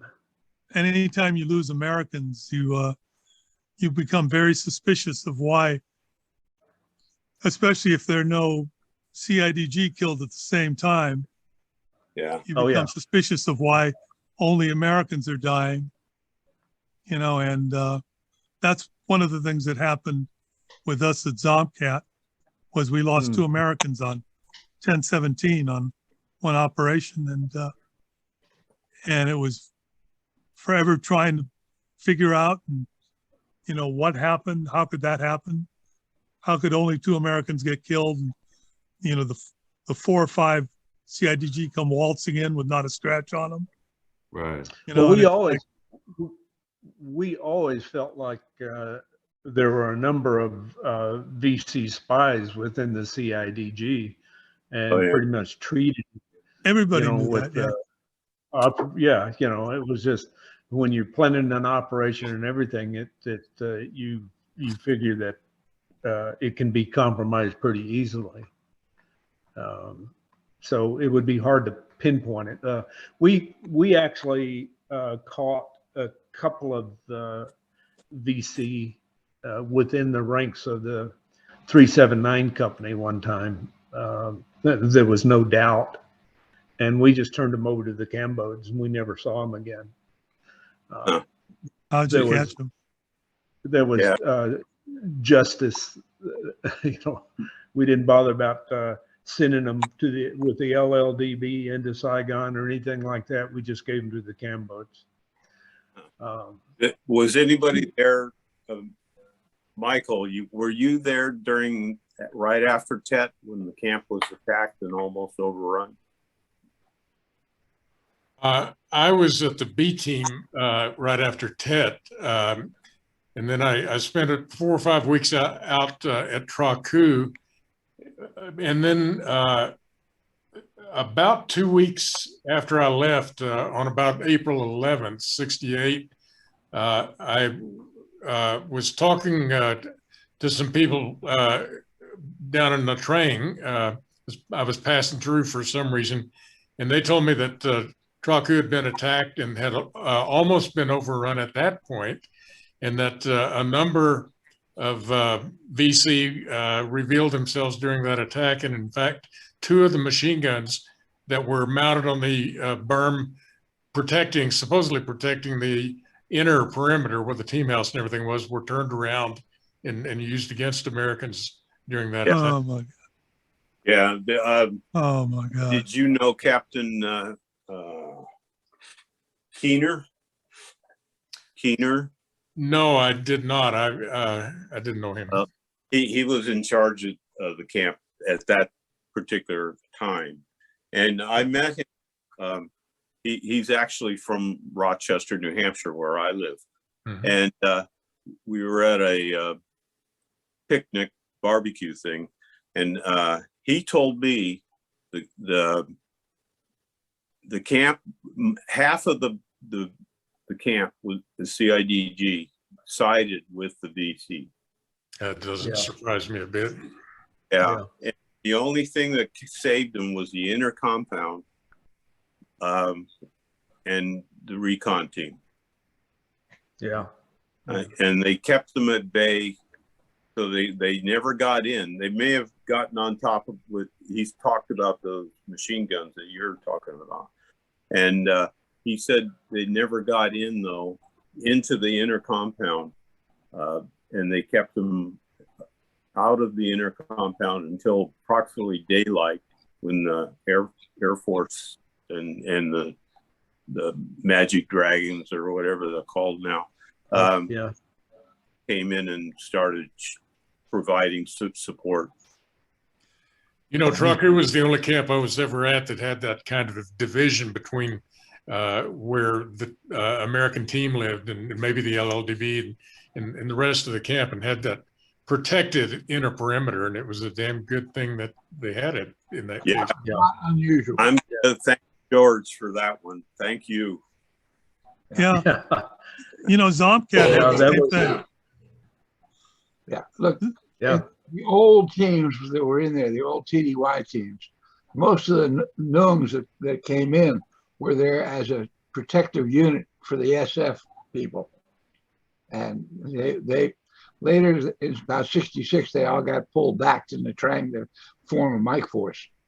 But Right. at that point, you had their own security force for the SF, not for the LLDB, because they were protecting them from the LLDB. And it was not unusual to have that inner berm for the team house. Now, Pedro, your information that you have, I just got another document over here. And this is from November of 66 on Somcat. On October 17th, a company-sized operation approximately 4,500 meters from the camp was attacked from the rear by an estimated VC company supported by mortars. Enemy casualties unknown. 2 USAS Jackson and Lemon, and 1 CIDG were KIA by mortar fragments. Another CIDG was KIA by small arms fire, and 4 were wounded. The USF were first reported as MIA because the CIDG returned to camp without them. A company of CIDG and 2 USAF were immediately sent out for a search, and another company from B-51 were airlifted to Somgat to assist. The remains were found and the operation returned to camp the same day. So the information you had on what happened was incorrect. Or incomplete. Incomplete, but there were, you know, it was not a 4-man operation. It was a pretty big size operation. And this is the monthly report. Oh, yeah, because all I remember is I showed up in camp that day from an emergency leave on 10/17. And when I step into camp, that's the first thing I hear is that the operation. Now, maybe I assumed that it was just a small recon because that's what we used to run, you know, the 6-man recons. Yeah. And but maybe that's not what it was. But I just assumed that. Yeah. You know, but I do know that on that day that Lennon was killed and Jackson was killed. Yeah. I do know, and that was on 10/17. CIDG that were killed, and it was a much larger operation than you were led to believe. Yeah. the day I got back in. Talk to me about the closing of the camp. You turned it over to Rough I Puff, remember. to a border ranger unit. Yeah. You know, I remember nothing about that. I'm trying to- I don't remember. I do not remember Dong Zwai. no, And no, yet I've been told I was at Dong Zwai. I do not remember that. I don't have you at Dong Swai, so feel good about it. Good, I don't remember. Carl Teal. I just remember Zomcat and Yeah. Traku. That's all I remember. Well, that's Oh, Carl Teal. You were there when they closed the camp down. I was. And so was it turned over to somebody, or did you just close the camp, and what happened? No. As I recall, we turned it over to CIDG. As border rangers. I talked to, when I talked to, Can I get back? Right now, I'm on a conference call with a bunch of the guys from Vietnam. You know, and We're all on the same conference call with you. Well, you have a mute. what did you just say? oh, All right, it was converted to 64th Border Ranger, so basically Yeah. CIDG led by the same LLDB. Oh, so what do you want me to do? Hold on, I've got to. What's that? Come tomorrow. Okay, he's muted. He may Okay. not, he may not know how to unmute, but he's muted. okay. See, Okay, Carl, you're telling us about the closeout. yeah, We were there. I was there when we turned the camp over. That's correct. The LLDB remained in command. The CIDG was still there, and if any Americans came, they went to MACV. If any Americans stayed, were turned over to MACV. That I didn't know. I was at the end of my tour of duty, and I processed from there. I basically processed directly through the B team, the C team, and came home. Okay. Yeah. well, But that was interesting doing that. We there were a couple things we did. For example, I was in charge of pulling out the generators. We replaced the generators that were in camp with something smaller, and continued to have blackouts as a result. And what I did is I was put in charge of finding, not that I knew anything about electricity, but I was put in charge of finding out why the generators wouldn't handle the load. And I discovered that not only the Vietnamese, but the Cambos had run commo wire from the attics of our team house out into their hooches, and they had lights all throughout their whole system. And I can't tell you how unpopular I was for tearing down all that wiring and eliminating all their lighting. You're lucky. After that, I think there were 5-watt generators that we replaced them with. After that, they could handle the load, and we were happy because, of course, it ran the movie projector in our team house. But movie projector, no? But there was a lot of tension. We had an incident in which the LLDB, right?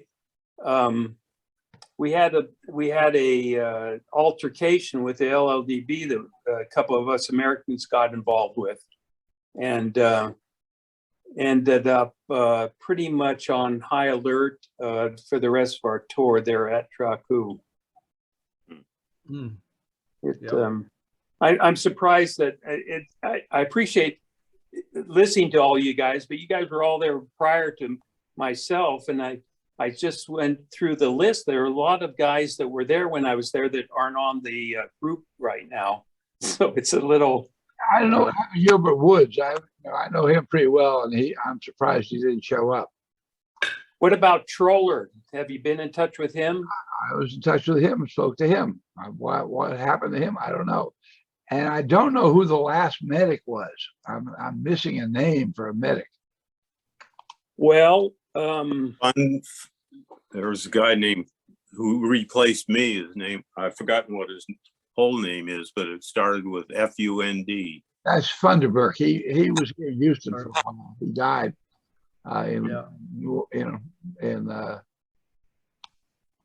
You know, I'm terrible with names, but I'll tell you that aforementioned altercation we had, whoever the medic was sewed me up. I don't know who it was. Maybe if, I don't know. Yeah. Maybe if I heard his name, I'd recognize it, but I don't recall him. I think I'll have to get Woods to go, because he ended up being the last team sergeant there. And he was only a staff sergeant at the time. And then I've got another name that I added to the list. May not be on what you have, but there was a fellow by the name of Frank Lynch, who was a captain. He came in as the camp closed to replace Valentine, but he was not the CO. He was the senior advisor. So he was a non-SF MAC-V type. Oh, wow. So I haven't come to look for him yet, because he replaced the SF camp. And there probably were other people from the camp, probably a radio operator, a medic, who stayed on there for a little bit longer with Lynch. That's usually the way it worked on that. yeah, that could well be. Like I said, I was nearing the end of my tour of duty and shipped out probably prior to the complete Vietnamization of the camp. Now that I recall.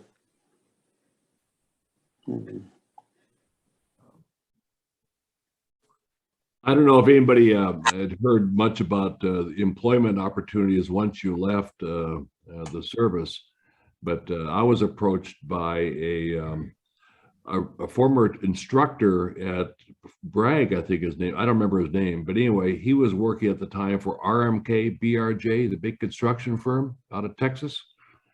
And he was looking for medics to go back under a civilian, on a civilian ticket. Oh, no. Yeah, I turned that one down. But anyway, they were obviously staffing some sort of medical facilities with their crews. I understand that was one of the largest of the construction companies in South Vietnam at the time. Yeah. Yeah, it was called RMK BRJ. Right. So that's Brown and Root. Yeah. So RMK was combined with Brown and Root. That company and PA&E were the two big civilian contractors. But about medics, I see you've got a lot of medics here on this talk. Right. SF medics were very well trained, as you well know. Yeah. They really had to invent the PA program just to retain that kind of knowledge in the medical field. And that was a really good thing. And the SF medics were the reason they had to do it. Because this is not like the ordinary medics. Some of the stories I have, some of the awards received, people doing things in their camp, and the patient gets transported to another hospital, and the colonel running the hospital sees the patient and says, "Who did this one? I want to congratulate that captain." And then he finds out it was the Spec 5 on an SF team that did that. And they got, the two of them got Legions of Merit, which is very unusual for a junior enlisted man. But they did such a job on that particular patient. And there are other instances very, very close to that. All the SF medics should be very proud of themselves for what they are capable of doing, and how important they were, both at that time and after that time, because you set up this whole thing. I was asked by one fellow he was a doctor, and he said he wanted to find his senior medic, and he'd heard this senior medic had gone off to be a PA in Washington State, and he had a relatively common name, and I was having trouble identifying him. So I called the PA program in Washington State, And I ended up with their answering machine and left a message. Can you help me find this guy? I got a call back the next day from a girl in that office. And she said, well, I don't know him, but I went through our records. I found him. I've sent him an email to contact you. And by the way, he's PA number 1 in Washington State. Oh, yeah. So, And I think Washington State was the first one to have that program, because when I got out, I was going back to the University of Minnesota to finish off my degree. And the only credit I got for my special forces training was that I was able to skip biology 1 and 2. I didn't have to meet the requirement. Duke Yeah. University, Duke had a pretty early PA program too. A number of the people that were in my class, Danny Rowland comes to mind for one, went there and very quickly qualified as PAs because of the SF training. Where did he go? Duke. Yeah. Oh, okay. When I got out, there was a rumor going around that Duke would give us credit for our training, and we would only have to spend about a couple of semesters and then come out as PAs. The only reason I never went into a PA program was you had to have a physician that would accept you, and at least in my experience, it was pretty hard to get those physicians to do it, because PAs were not common in those days at all. Right. but now we have PAs Everywhere. training doctors. Yeah. In very technical areas of being doctors. PAs are teaching them Yeah. their job. I think one of the proudest moments I had a few years, 5 years or 6 years ago, my right shoulder joint replaced, and the PA that was working on me found out that I had been a special forces medic, and he just thanked me, because it would have never happened for him without what we did. Mm-hmm. Yeah. Yeah.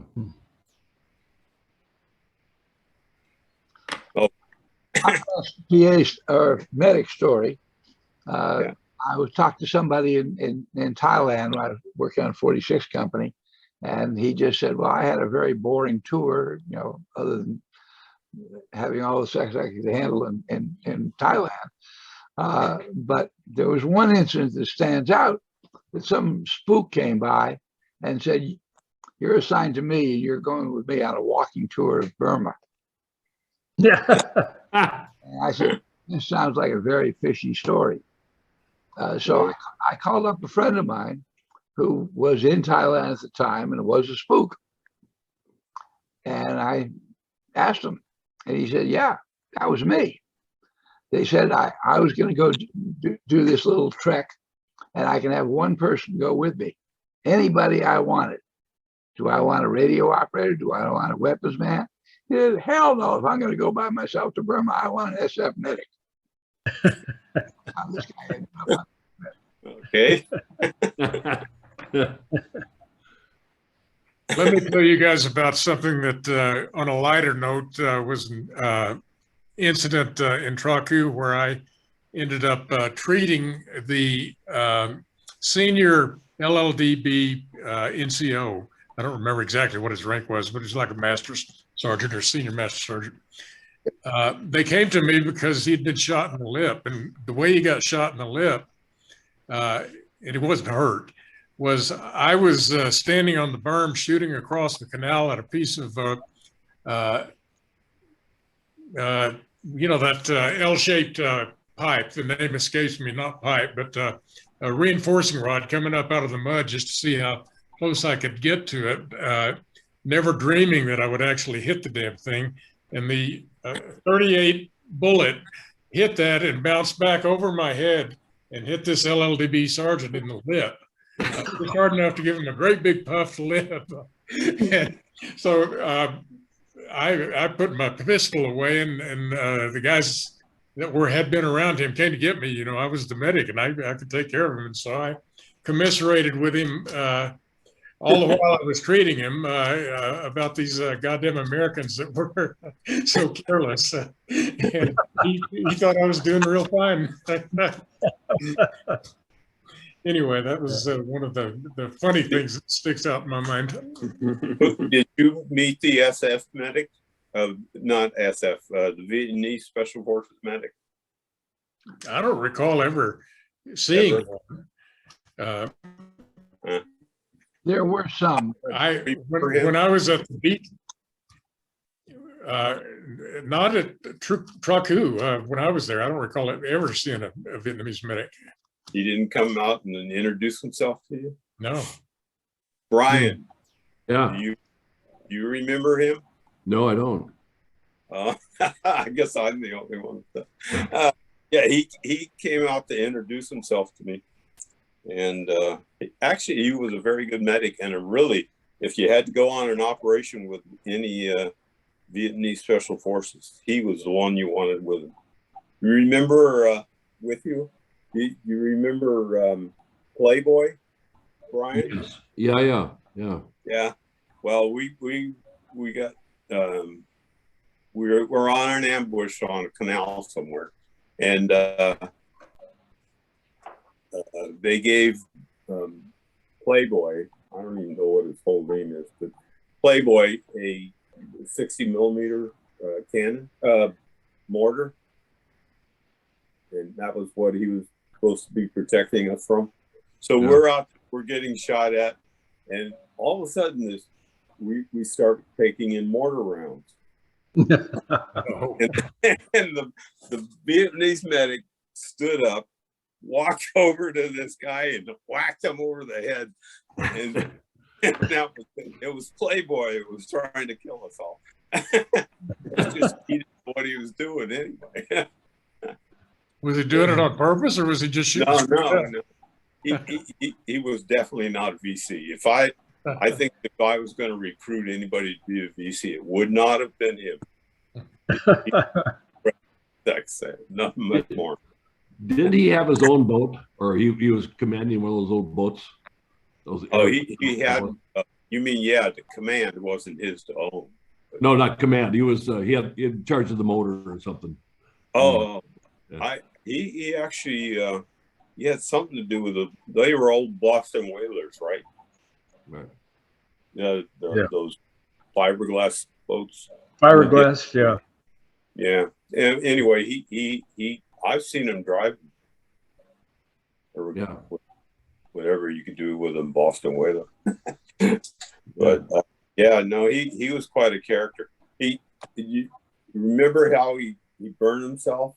He and his one other guy. I don't remember the circumstances.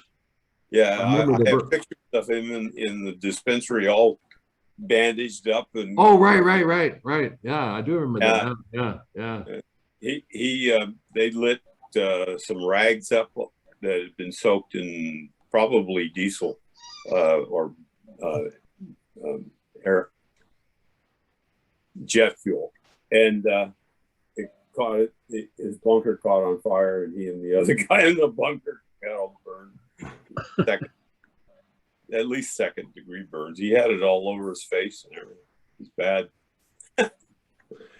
And what was the history of the animal husbandry we had in camp? Did we have a cow and a pig?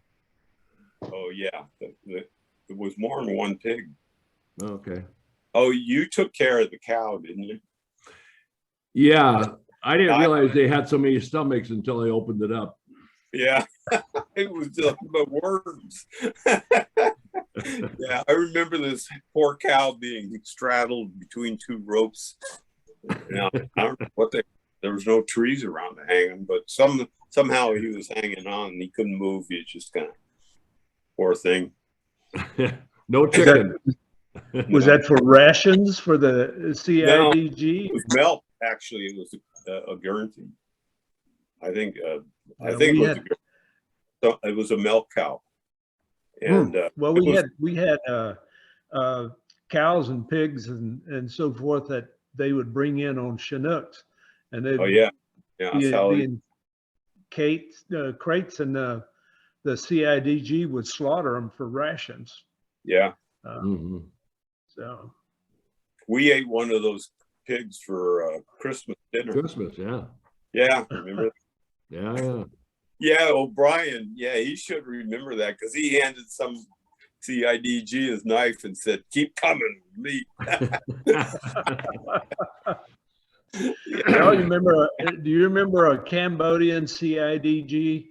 We called him Igor. He was a little bit larger than most of the. He was older. He was a Cambodian priest. He had the religious tattoos all over his chest, and all down on his forehead and down his nose. Wow. He carried a BAR because he's the only one big enough to carry all the ammunition. Yeah. But, Well, no, I don't. he remember. was. I was wondering if he was still there when you guys were Well, there. the BARs were still there. Yeah, oh, I'm sure they were. But Yeah, I don't remember a guy with a lot of tattoos on him. And I wouldn't have known if they were for religious purposes or not. yeah, he was CID Cambodian Kaudai Cambodian priest, and we'd be in a firefight, and he would jump up on the canal dike with his BAR, firing it from the hip, yelling obscenities at the VC. Been watching too many John Wayne movies. You know, and we, we'd laugh at him. We laughed about it, but he said, "Well, he says I can't be killed, but I can be wounded. I've been wounded, so I can be wounded." And he was an amazing character. Wow. We had a huge birthday party one time there at Hiep for him, where just about the entire 379 company got drunk. Oh, So cool. he was an outstanding. I can send you guys some pictures. Speaking of that, since I have your email addresses, I'll send you some of the pictures of Traku the first day when we came, if you want, and you can look at them or throw them away, whatever. I've seen some of your pictures of when there were actually structures there. With us, there were no structures. So anyway, George, I'll send you copies of the ones that I've got, probably 6 or 8, maybe of the structures in the camp and operating the airboats, if you're interested. Oh yeah, that would be great. Yeah. Yeah. The you know what's there now? A lot of hooches. Have you ever? Small community. I've never been there, but I've looked it up on Google Maps or Google Earth. And there's a ferry that goes from a road that comes in from Duquois, and then a ferry over to Traku. Right. There's they put a bridge up by Hepwa across. Oh, really? And but there's a ferry that goes across, and if you look at that area with Google Earth, it looks like there are structures all the way along that canal, all the way to Cambodia. Oh, really? So, wow. Yeah. It's amazing to see the area, south and east of the Vam Kodong, how built up it is with the farms and everything now. In that area that used to be a free fire zone. Yeah. Oh yeah. And we used, you used to go over there, the horseshoe, where the Vam Kodong had the big bend in it just south of the camp. Yeah. And we used to go over there, operate and contact all the time over there. And it's now very, very populated. So interesting to look at it with Google Earth.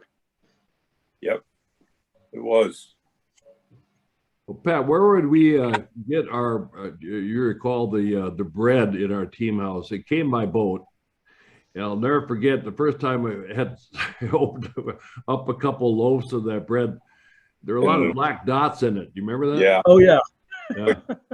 Yeah. We ate them. Yeah. Yeah. Figured they were more protein. Yeah. Yeah. Yeah. But yeah, that was, I couldn't remember. I didn't remember how we got them though. So it came by boat, huh? Yeah. Yeah. They came in by boat. Yeah. I don't What else? Oh, you remember Robin Smith? Yeah. Yeah. I'm kind of disappointed he didn't get in on this. I told him to contact Steve. And anyway, he used to he'd find these puppies out on operations and stuff. He'd bring them in, feed them, wash them up and all that. And then all of a sudden they disappear and he never knew where they went. Yeah. I finally, about several years ago, that, you know, what happened to those dogs? No, I don't. They became part of the Vietnamese stew pot. Yeah. Wife laughed and laughed and laughed. Yeah. Yeah. Well, we had some times. What was the stuff we would get ever so often from AID? Was that more of the pass out medical little packets, or what was it? Do you remember? Oh, yeah, we used to get soap, a lot of soap and that sort of stuff. Right. And you remember the missionaries or the chaplains would come out every 2 weeks or something like that. What was And that? do you remember that the chaplains the army chaplains they recruited them from all over the place. I don't know why, but anyway, they come out to Traku every 2 weeks and be a different one every time. And they bring the candy strikers with them. I don't. You don't? No. You don't? No. Oh, well, let me tell you what you do. Maybe they weren't that pretty, or I don't know. This one candy showed up on some Sunday morning, I guess it was. And she started spouting about how beautiful the Vietnamese were and how all kinds of, she was nothing but in love with them. And you, Brian, said, come with me. And you took them out to the hooches outside on the long side of the airstrip along the canal. Okay. And they were all full of water and pigs and all kinds of stuff. And she didn't like you at all. I do remember when A sergeant, the re-up sergeant, came in to talk to me, have a little tete-a-tete, and he said, "Well, if you re-up, well, I'm sure you'll get another stripe." I think that's how he put it. And I said, "Well, what if I wanted to go somewhere else?" And he said, "Where do you want to go?" And I said, "Well, Bad Tolls." And he said, "Yeah, we could get you there." And I said, "Well, how long would you let me stay there?" He said, "About 30 seconds. Yeah. Yeah. Because Colts came over to Massachusetts. Camp Fort Devens there, where they are.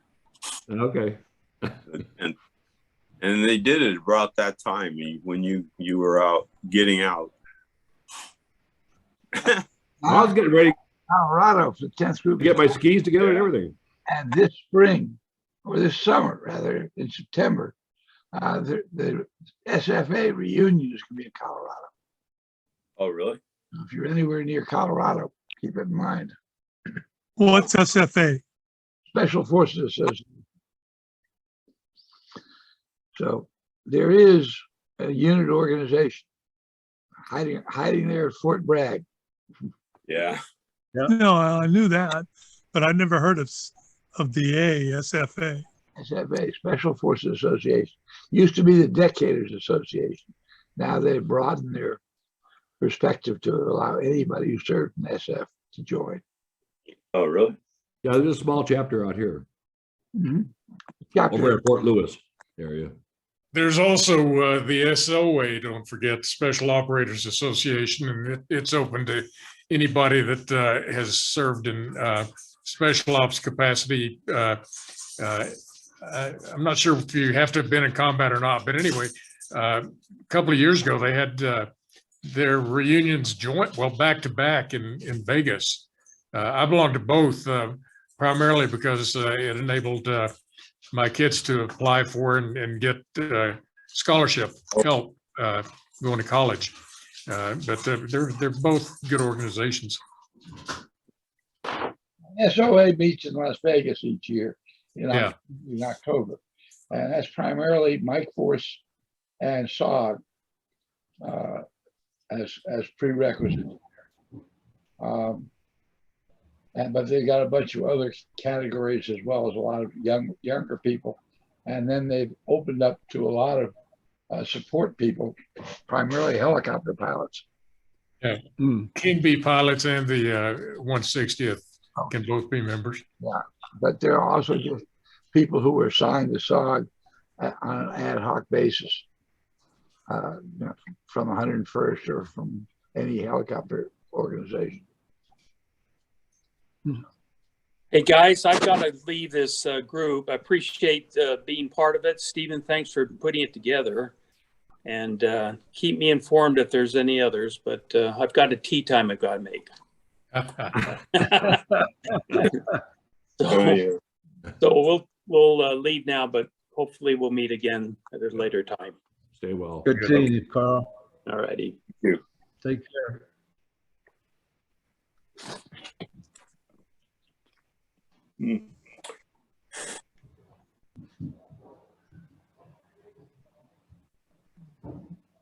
So Brian, do you have any other stories to tell?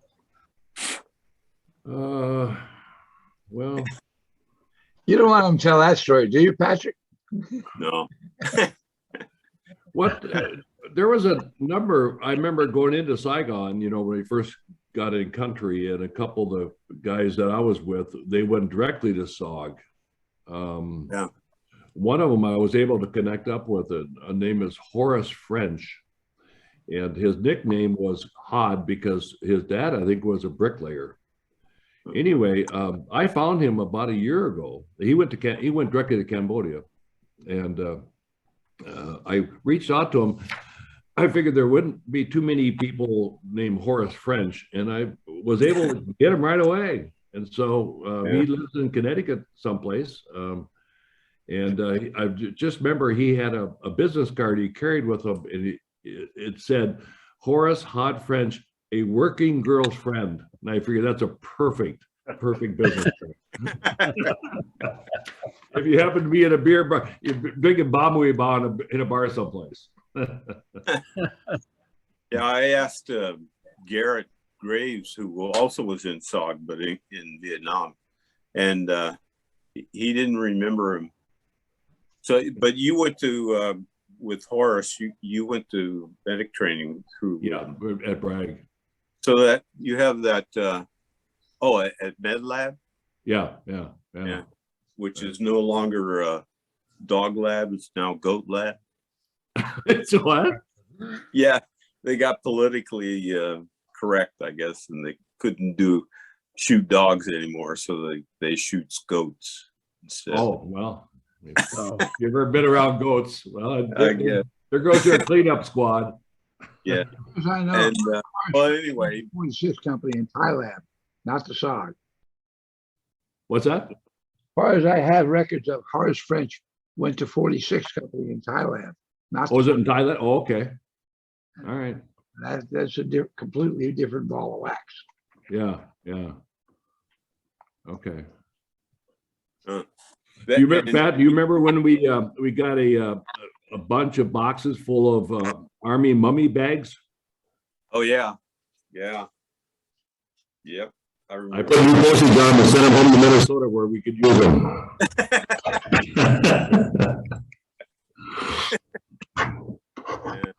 Hey, Pedro. Yeah.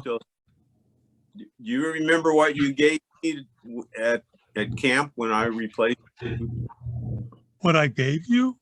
Yeah. No, I'm scared to guess. No. It was nice. It was a jungle hammock. Hmm. Huh. Yeah, Yeah, that is a nice gift, but yeah, it was a nice thing to have. The you know, mosquito- I don't think we got those in Vietnam. I think Yeah. I brought that. I think I brought that from South America.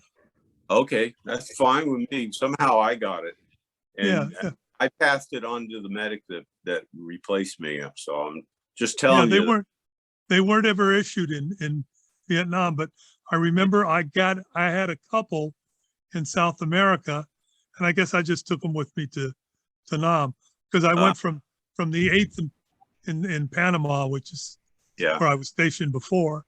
I went from the 8th to the 5th in Vietnam. yeah, it was great. I remember sitting in there watching the mosquitoes just gathering at the top of the thing and saying, "You can't get me."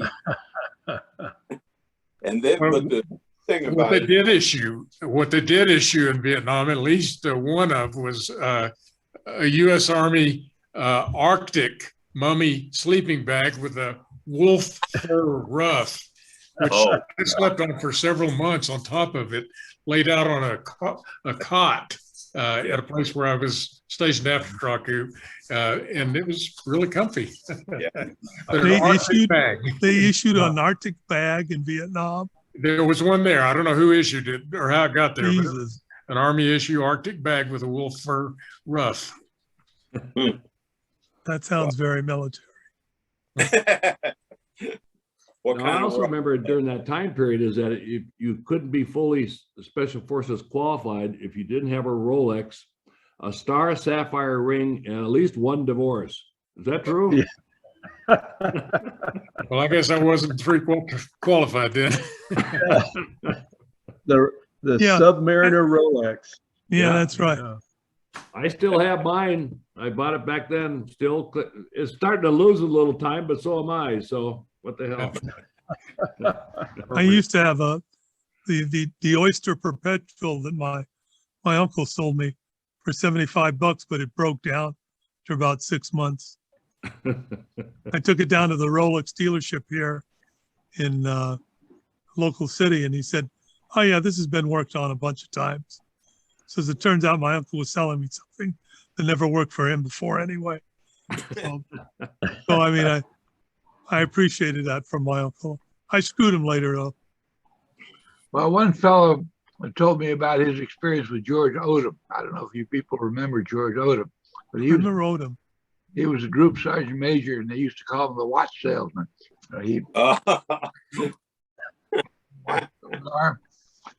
Anyway, he told a story about how in Okinawa, Odom sold him a Rolex and said, "Here, you got to buy this Rolex. I'm going to take $50 a month out of your pay, and that's it. You don't have any choice in the matter." I did it. Oh man! Years later, his wife says, "You know, we're comfortable here. I'm going to buy you a brand new Rolex to replace what you have." So he buys him an expensive Rolex, and he now has two Rolexes. He takes the one he got from Odom down to the dealer. The dealer looks at the watch and says, "I'll give you $16,000 for it." Whoa! Whoa! Yeah. Which is more than the wife paid for the new Rolex, by considerable, and a hell of a lot more than he paid originally. So while there are a lot of people who are bitching about Odom screwing them on the sale of a watch, he says, you know, when you really sit down and think about it, that guy did me a great favor. Yeah. Wow. So You know, they used to sell those Submariners at the PX because I priced them one time for $229 at the PX in Benoit. I remember that. Yeah. I went down and priced with it. I'm not going to spend $229. So I just bought one from a used Oyster Perpetual from my uncle. You know, that turned out being junk anyway. I'll tell you one Camo story is that one night I was on watch, the radio watch, because we had a patrol out, and I was kind of goofing in my head. And I wrote a note saying that on the incoming message note that B team is no longer going to support this A team. And we're too busy up here taking care of our own stuff, so you're on your own. So I thought that was a kind of a funny thing to do. So the next morning, I don't think it was may have been McCord came in and he saw that, he thought it was a real message. So he confirms that with B team. And the next morning I was on a chopper going up to B team, and I got reamed big time by the master sergeant, the sergeant, big black guy, E8. He just said, well, Peterson, the good news is you're still in the service. The bad news is you're never going to see R&R. It set me back. You can't play in those arenas.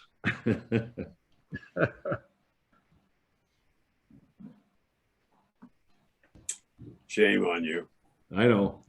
Was Steve there at the same time McCord was there, Pat? Yeah. Okay. Robin Smith, right? Robin and McCord. Yeah. Let's see. McCord. They seems like the B team had these rotating comm people they send out. Okay. Every, I don't know how often, few months. Right. Maybe it was just to get their CIBs and whatever. But that's, we had a bunch of people from the B team that come out were commo people. Okay. Robin was one of them. McCord was one of them. I don't know. There's a few of them. I made a tape of our goodbye party in one of the. Yeah, I sent that to you don't want to play that with normal people. Yeah, well, you couldn't anyway. Because I'm glad all that wasn't translated, because I don't know if they're yelling at us or screaming at us or obscenities with us, but it was, I remember it was beer fueled, big time beer fueled. Now, the Vietnamese that were with you, or the Cambodians, or at that shindig? Yeah. Were they? I mean, was Vietnamese with you? Just a couple. Oh, okay. And mostly our medics, you know. And, yeah. And maybe one or two of the LNV just. Well, we had a lot of parties because you going away, leaving. Yeah, I have pictures of a party with all the medics. Yeah. And you and I, and then you must have had there were no Vietnamese special forces at those parties or at that. But the one you're talking about now, there were some Vietnamese special forces there, right? Right. Was it the medic? You know, I just don't. For some reason, I have him blocked. I just don't. I don't remember him. He was pretty good, but actually, he was a good medic as well. Yeah. He didn't really participate much with us anyway. Yeah. The one thing I pulled from that experience there was the interest in the Cao Dai religion. Oh yeah. Where was it? Sorry, go ahead. Somebody mentioned Cao Dai. Who was the guy that just checked out? A priest. Yeah. No, I was talking about Igor. That was a Cao Dai Buddhist priest. Oh. The big guy that carried the BAR and all. Stand up on a rice paddy dyke firing. Yeah, he was a Cao Dai Buddhist. Huh. I didn't realize that the Cao Dai were part of Buddhism. So what about the one you saw, Brian? You talking about? Our senior Bond, yeah. Bond. he gave me a medal that had the 3 points, the 3 religious figures that are critical to that religion. I may be described this wrong, but they all came together as one. And he tried to explain it to me, and I didn't understand it. I really started looking at it when I, got back here. But it seemed to be a religion that could fit almost anybody if they wanted to. It didn't seem exclusionary at all, And he did give me. I remember Bone gave me a pendant that had a small Buddha on a little stand, not stand, but you put it around your neck. Oh, yeah.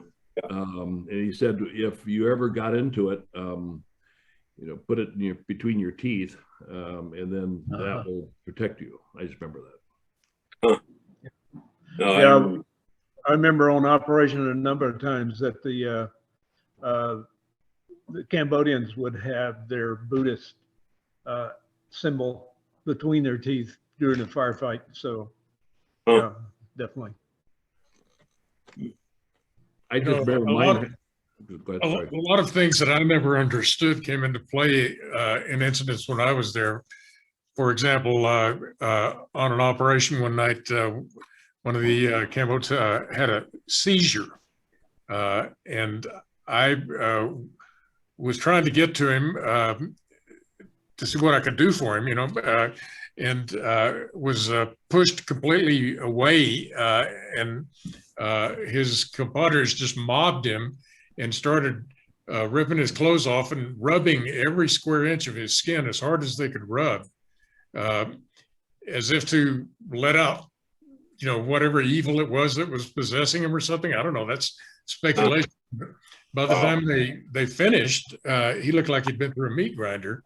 And of course it subsided, naturally as it would.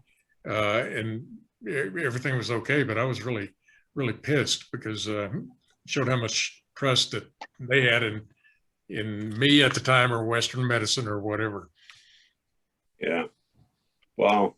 Ran into the same kind of things later. We just really couldn't bring too much to them in the way of our cultural ways, because they had their own ways, which they trusted far more. So they've been Remember the suction cups by chance? No, they were just rubbing him with their fingernails. Oh, fingernails. One thing they understood well was the concept that if you're on sick leave, you won't have to go out on an operation. They understood that. They understood that real well on when to get sick. Well, Here's the picture of Igor, the guy. Oh, wow. He is big, isn't he? Huh. Yeah. And carrying the BAR. I don't know whether you can see the religious symbols on his chest and all. Yeah. There's definitely tattoos there, but I don't remember him. I don't think I've ever seen him. Hopefully he wasn't dead. Yeah. I was at Duquois for a few weeks before coming out to Traku, and there weren't many BARs in the inventory there. But one day I had to treat a fellow who was shot by another one accidentally with a BAR. And this was after you guys left. I wonder if it could have been the same person back there. Really, there weren't very many BARs in the inventory? No, at least not that I was aware of. Oh, well, each company had at least 3 of them, 4 of them. Wow, wonder what happened to them. The Cambodians were kind of accused. I don't know if this is true or not, but they would take weapons and kind of skim them away and take them for use in Cambodia whenever they decided to go back to Cambodia again. Which most of them What did. wouldn't they steal? Yeah. Right. And I remember, asking why, when we were short of these weapons, when we did our monthly thing for the Mopsums, why we didn't complain about that. And he said, "No, we're just leave it alone. Don't do anything with it." Yeah. So Drop in the bucket. yeah. Mhm. And morphine too. We had that same issue with morphine. Only not, we didn't have a lot of morphine go, but every once in a while there'd be a syringe or something of morphine that'd go. And I'd just say, "Oh, we had a firefight out and so, and yeah, we used morphine there." Mhm. I'm confessing now all my sins.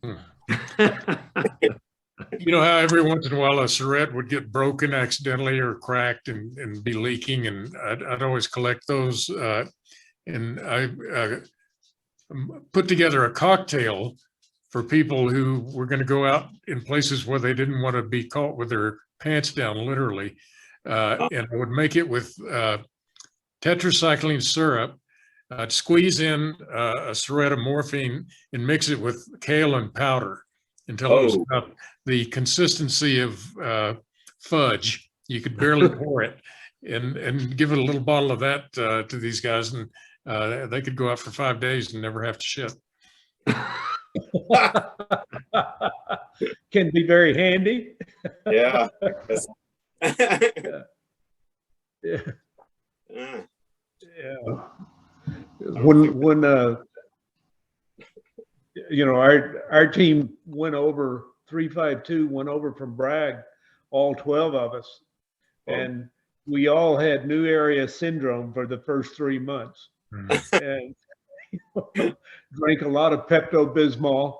Yeah. But that is really inconvenient when you're out on operation or on an ambush and you've got the trots. It's really inconvenient. Yeah. Had a couple of instances like that. What was the pill, the big pink pill we used to give for those sort of? I don't remember. Wasn't Pepto-Bismol? Yeah. Yeah, right up. I know that worked well. I can't even remember what we took for malaria. Oh yeah. yeah. Chloroquine? Chlorprimiquine or something. Yeah. I can't even remember that. And I was a medic. If I knew a tiny percentage of all I've forgotten, I'd be a much smarter person than I am now. Right. Yeah. Oh boy. The remember we had to give gamma globulin every 6 months. Yeah. I mean, the Americans would cry because I'm chasing them around, hiding from me, doing things just to get out of getting that damn shot. Yeah. That was a big needle, right? Well, yeah, you could have gotten bigger, I guess, but it was probably, I just couldn't believe it. It was really painful. I know that. I had to take them as well. Wasn't the GG, the GG shots? Yeah. Wasn't it really thick? Yeah. Yeah. Yeah. Yeah.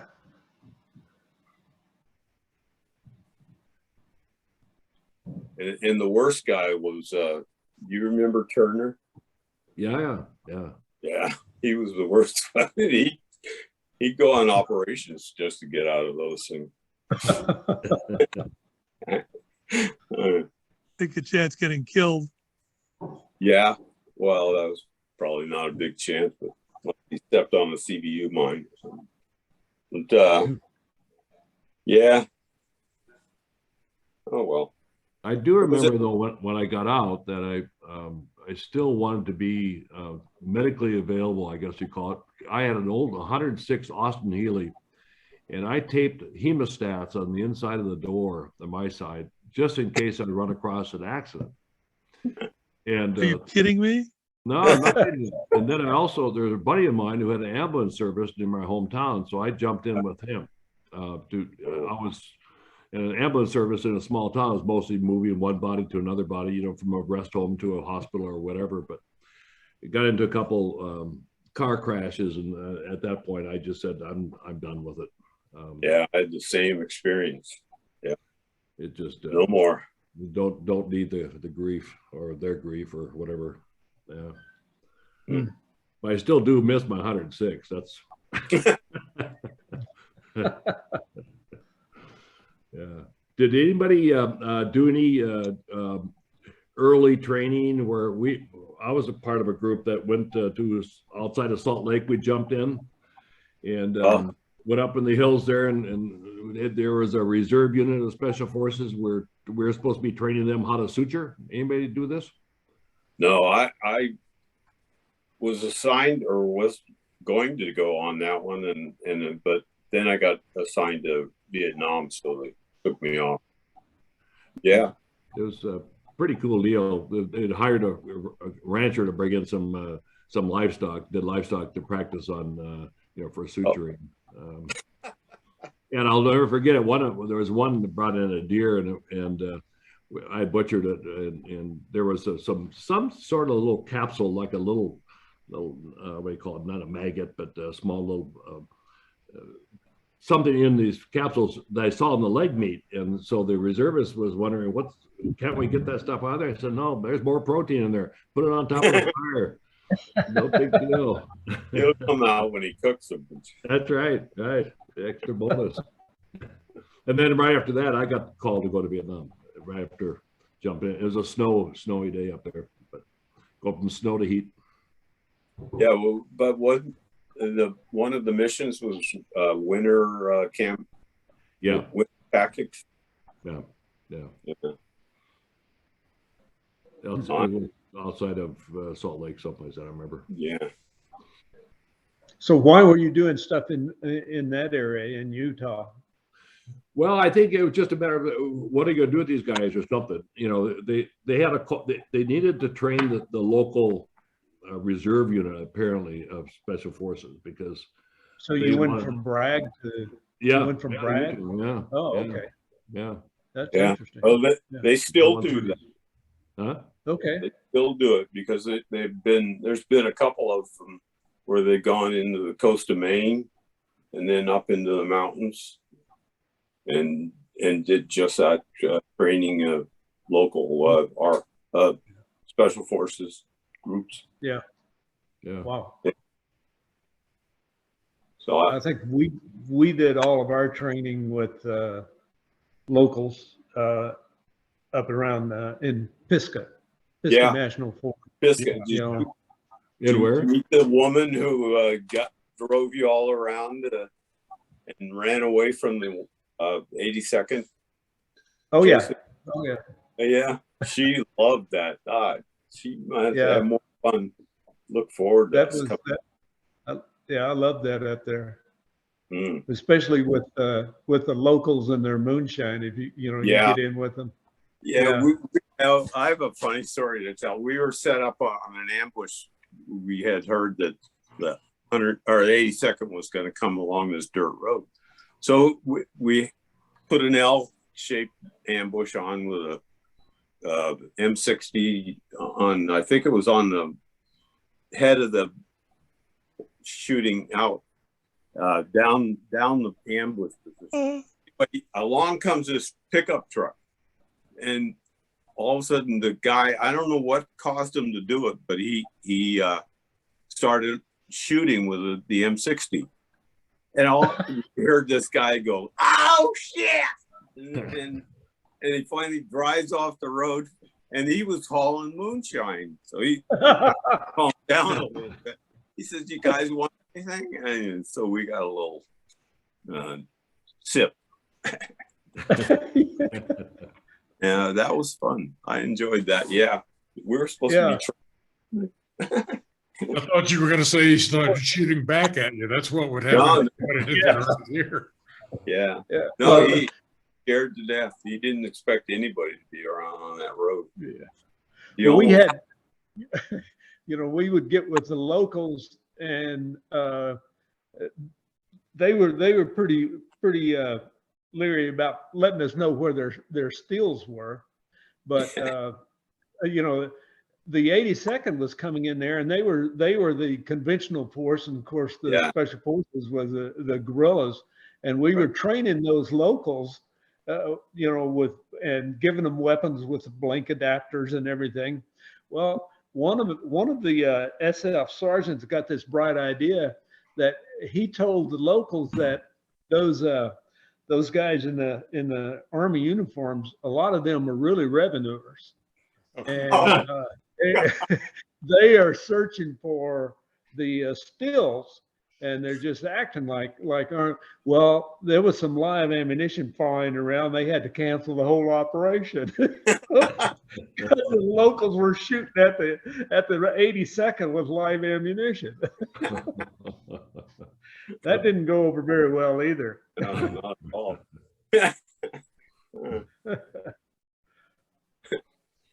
Yeah. What did you eat while you were out in those 2-week exercises? Well, we ate rabbit, rattlesnake, and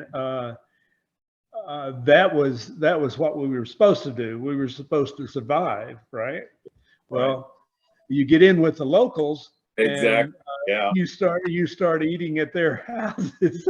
Yeah, and right. They feed you watermelon, watermelon, you know, corn on the cob, and all the, you know.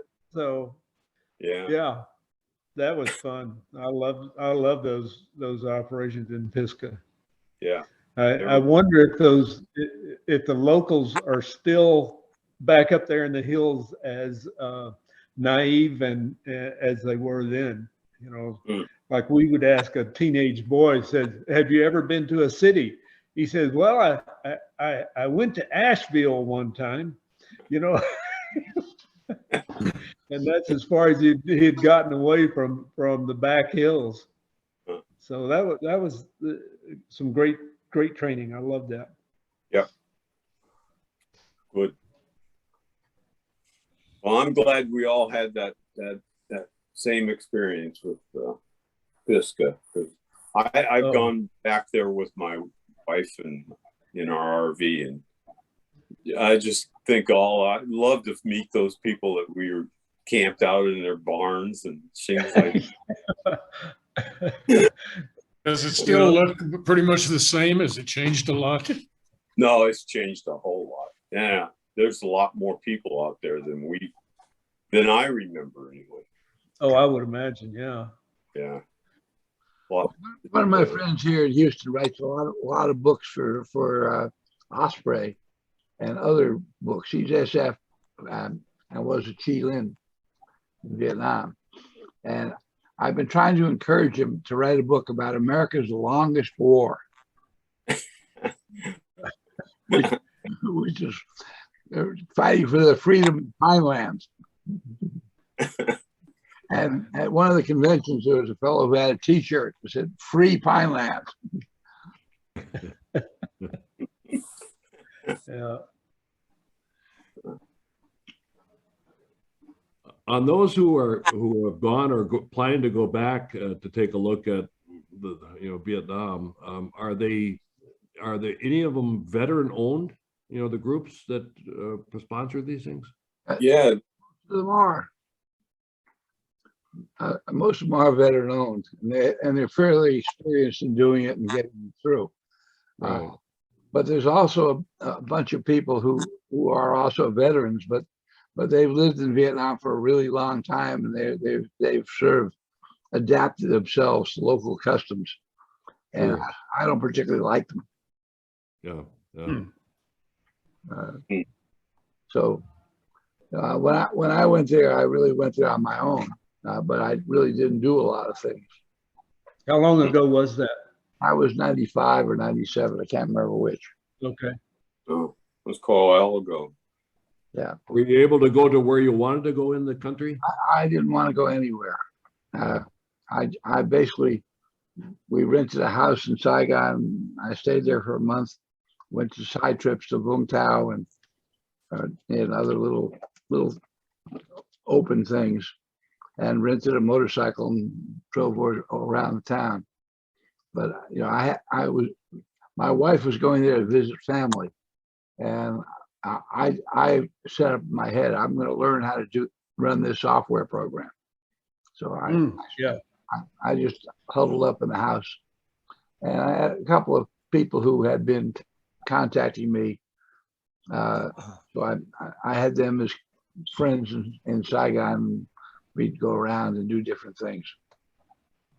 I'm a stamp collector, and I had contact with the family of a fellow who used to have a stamp store in Vietnam. So I spent a lot of time with that family buying stuff from them. Well, I thought that if I went back to Vietnam, I would like to go into the Traku area just to see it. Yeah. Most of the time you can probably get there. You got to tell the organizers or the people. If you're on your own, they were, when I was there, very suspicious.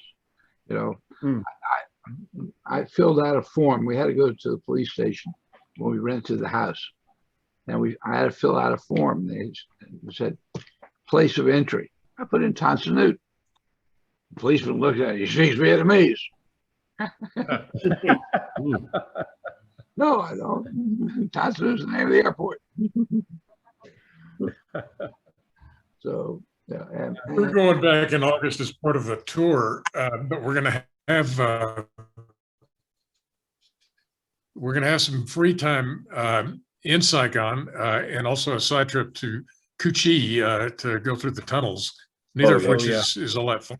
It'd be fun to see if I couldn't break loose and get out toward Du Quan, Traku. Although I'm not sure I want to. Every time I go back to a place, I'm always disappointed with the changes that have occurred. Yeah. Well, when we had the Nui Ba Den people over here, I showed them slides of Nui Ba Den today. There are cable cars going up the mountain. Wow. Oh, yeah. Can you tour the tunnels on Nui Ba Den? No, but you tour the tunnels of Cu Chi. Oh yeah, I do that. Tourist attractions. I don't know about whether or not they've opened the tunnels, but there are just a lot of people riding those cable cars. Yeah, yeah. I wonder if the sporting bar is still on Tudo Street. Not under that name, it isn't. Go back. Go back. But there's certainly a lot of people applying their trade at that area as well. I would imagine, yeah.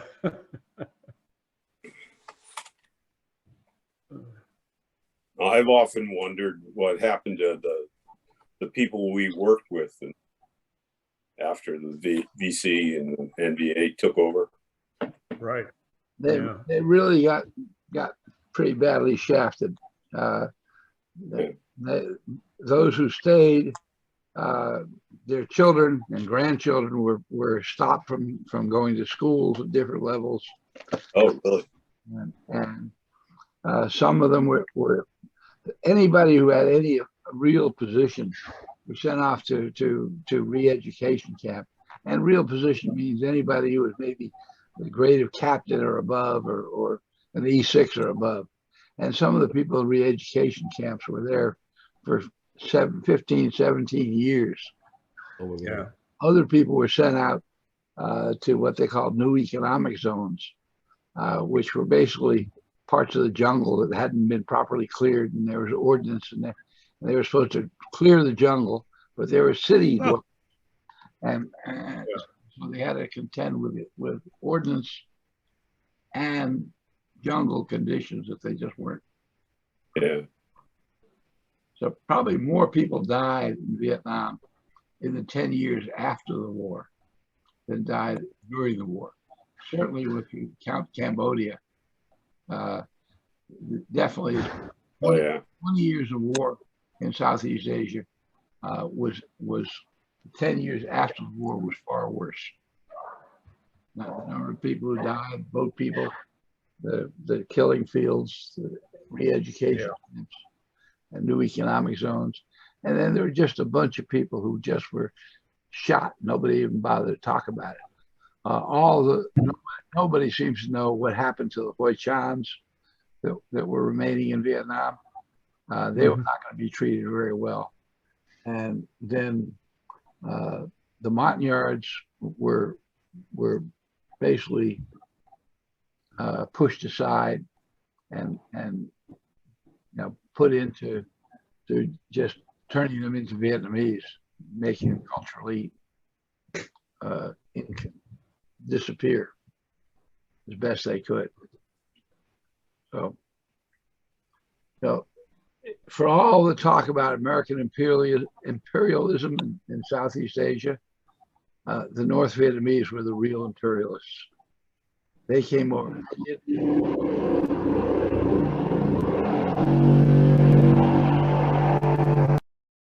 They didn't merge with South Vietnam. They annexed it, and they control Cambodia.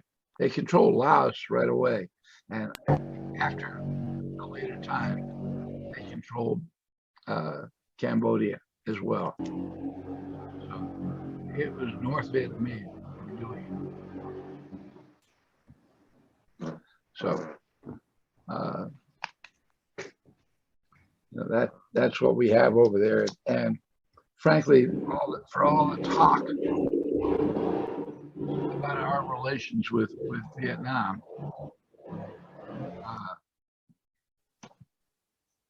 there's no agreement we've ever made with Vietnam that they have complied with. We talk about, oh, they need us because they're going to get into a fight with China. They're not going to get into a fight with China. The leaders of Vietnam are beholden to China in a way that we don't even understand. The population of Vietnam is not happy with it. And there was an article that came out a couple of days ago that I saw about how the biggest threat to one-party rule of Vietnam is that the public opinion is so far against China that it differs from the public policy of the government. And that's problematic. But this is a rice bowl. They're not there because of ideology. They're not there because they're great communists. They're there because the Communist Party gave them power and position, and they will do whatever they need to do to maintain that power and position. And so that's who rules Vietnam today. And it's bad. It's bad in all these areas because there's so much creativity and capacity in Vietnam that could be unleashed. But there's all that creativity and capacity in our country that could be unleashed. It's going away too. So what to do? There was quite a settlement of Montagnards in my home state of Minnesota. Those were Hmong from Laos. Was that what it was? Yeah, but the special Lutheran churches were really big into that for a while. In Asheboro, North Carolina, Special Forces bought about 100 acres of land, and we settled Montagnards on that land from Vietnam. Actually, the first group was sort of found in the jungles of Cambodia by an SF guy who was working with the American embassy in Cambodia, and they were sitting there waiting for their Ibrahim Nul to come and tell them what to do next. He'd been assassinated in 1975, and it was 1990 at that point. They'd been there for 15 years, just waiting for events to happen. Nobody knew they were there. Well, Twining got them out, got them to the United States, got them to North Carolina. How many are you talking about? Well, that one was about 900, I guess.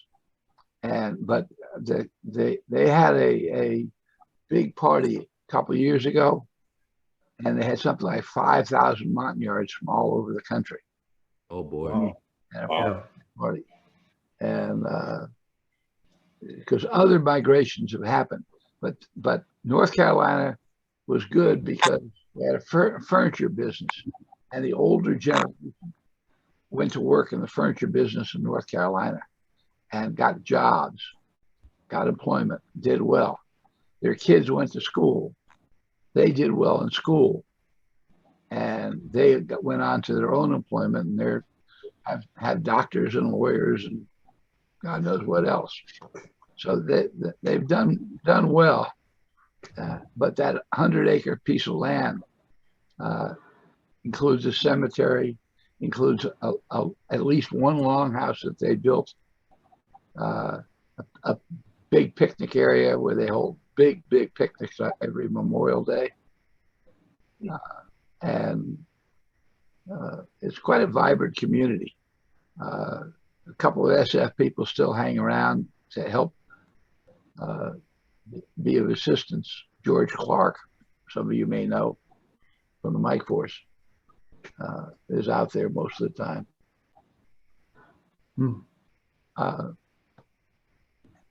And they have their own politics too. They have different cliques within the Montagnard community. Sure. Some cliques don't talk to the other cliques. Vietnamese are the same way. Are you talking about tribes, Montagnard tribes, when you say cliques? No, these are political. They're people who sort of want to be the controlling entity, and they don't want somebody else to be in charge.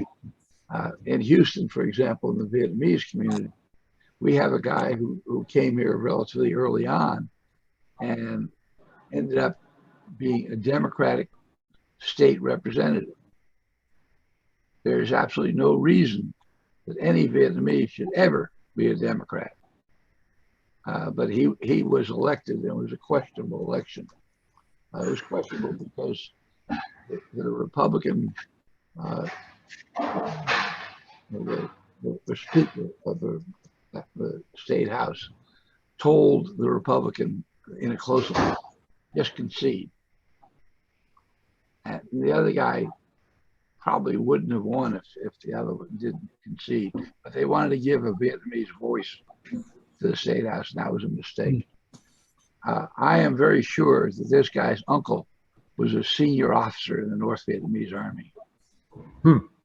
That his money is channeled from Vietnam. That's why he owns a shopping center and a residential development and a bunch of other things.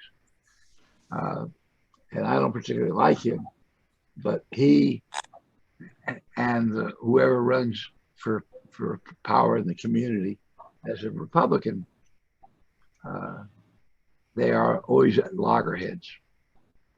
And that's what I mean by a clique. Who's going to run the community? He undercuts whoever. We used to have a city councilman, one position that was almost always Vietnamese, and he undercut that, ran his own candidate, who won one time, and then the second time, lost, and as a result, that position got turned over to a different group, and the Vietnamese haven't been able to take it back yet. Do you have any idea how many Montagnards, or if there are any Montagnards left in Vietnam? Oh, there's still a lot of Montagnards. They're not all dead, but for example, I have a friend who used to go over there and bring money to the brew up in Icor. And yeah. Finally, they were basically running coffee. They were working in coffee plantations for the Vietnamese. And yeah. Do you mind telling us who this friend, what his name was, Steve? R.J. Del Vecchio. Okay. And he was a Marine. He's the cousin of John Del Vecchio. And after numerous trips over there, where he was helping both the Montagnards and Vietnamese Marine veterans, the people he had to deal with said, "Look, you want to bring money here, you give it to us, and we'll distribute it." Yeah, right. He said, "Oh, that's the end. I'm not doing this again." So he stays back now. I thought you might have been talking about a fellow that I worked with named Donahue, who has made several trips. Bob Donahue. Yeah, Bob. There were two young kids that worked for us. Cock and Mai were their names, and they couldn't have been more than 12 or 13 years old, and they wanted nothing more than to be given a weapon and join the ranks, and kept lobbying for that. But they assisted me as a medic, and they helped out in other ways. And anyway, on one of his trips back there, Donnie put out the word that he was looking for him, and I can't remember which one it was that finally showed up several days later. He had walked a long way from wherever it was that he had his farm or making his subsistence somehow, and he was still alive. He'd married, had kids, and he was a brew. Anyway, I was really happy to hear that he'd been able to make contact with him. Well, you'll be surprised when if you manage to get out to the camp. There's going to be somebody in the village that has some recollection of the Americans. Mm-hmm. You're not going to be able to go look for them. They're going to come find you, and they're going to say, my father was this, or whatever. And that's also, it's going to be an interesting part of your visit. Yeah, I'm looking forward to it. The Vietnamese people, particularly the South, have a great fondness for the Americans. Mike Island, how about that? This is the next people coming in now from 351. Mike is where are you, Mike? He's not connected yet. Mike? Are you talking about Mike Lacey or? I want this Mike. Okay. The new Mike. All right. Where are you, Mike? New Mike. Where am I? Are you on a ship? I am in the middle of the Mediterranean Ocean. We left Sicily a little bit ago and headed towards Barcelona. And not sure how long this connection is going to stay. But you got it. That's the important part. Yeah. I might have to, because of the bandwidth, I might have to turn the video off, but we'll see how that works. George Stockton, the 6 people above you or 5 people above you are from the previous session that we had. And what I'm going to do right now is I'm going to stop the recording and restart the recording. Okay. So just bear with me for a minute. Okay. And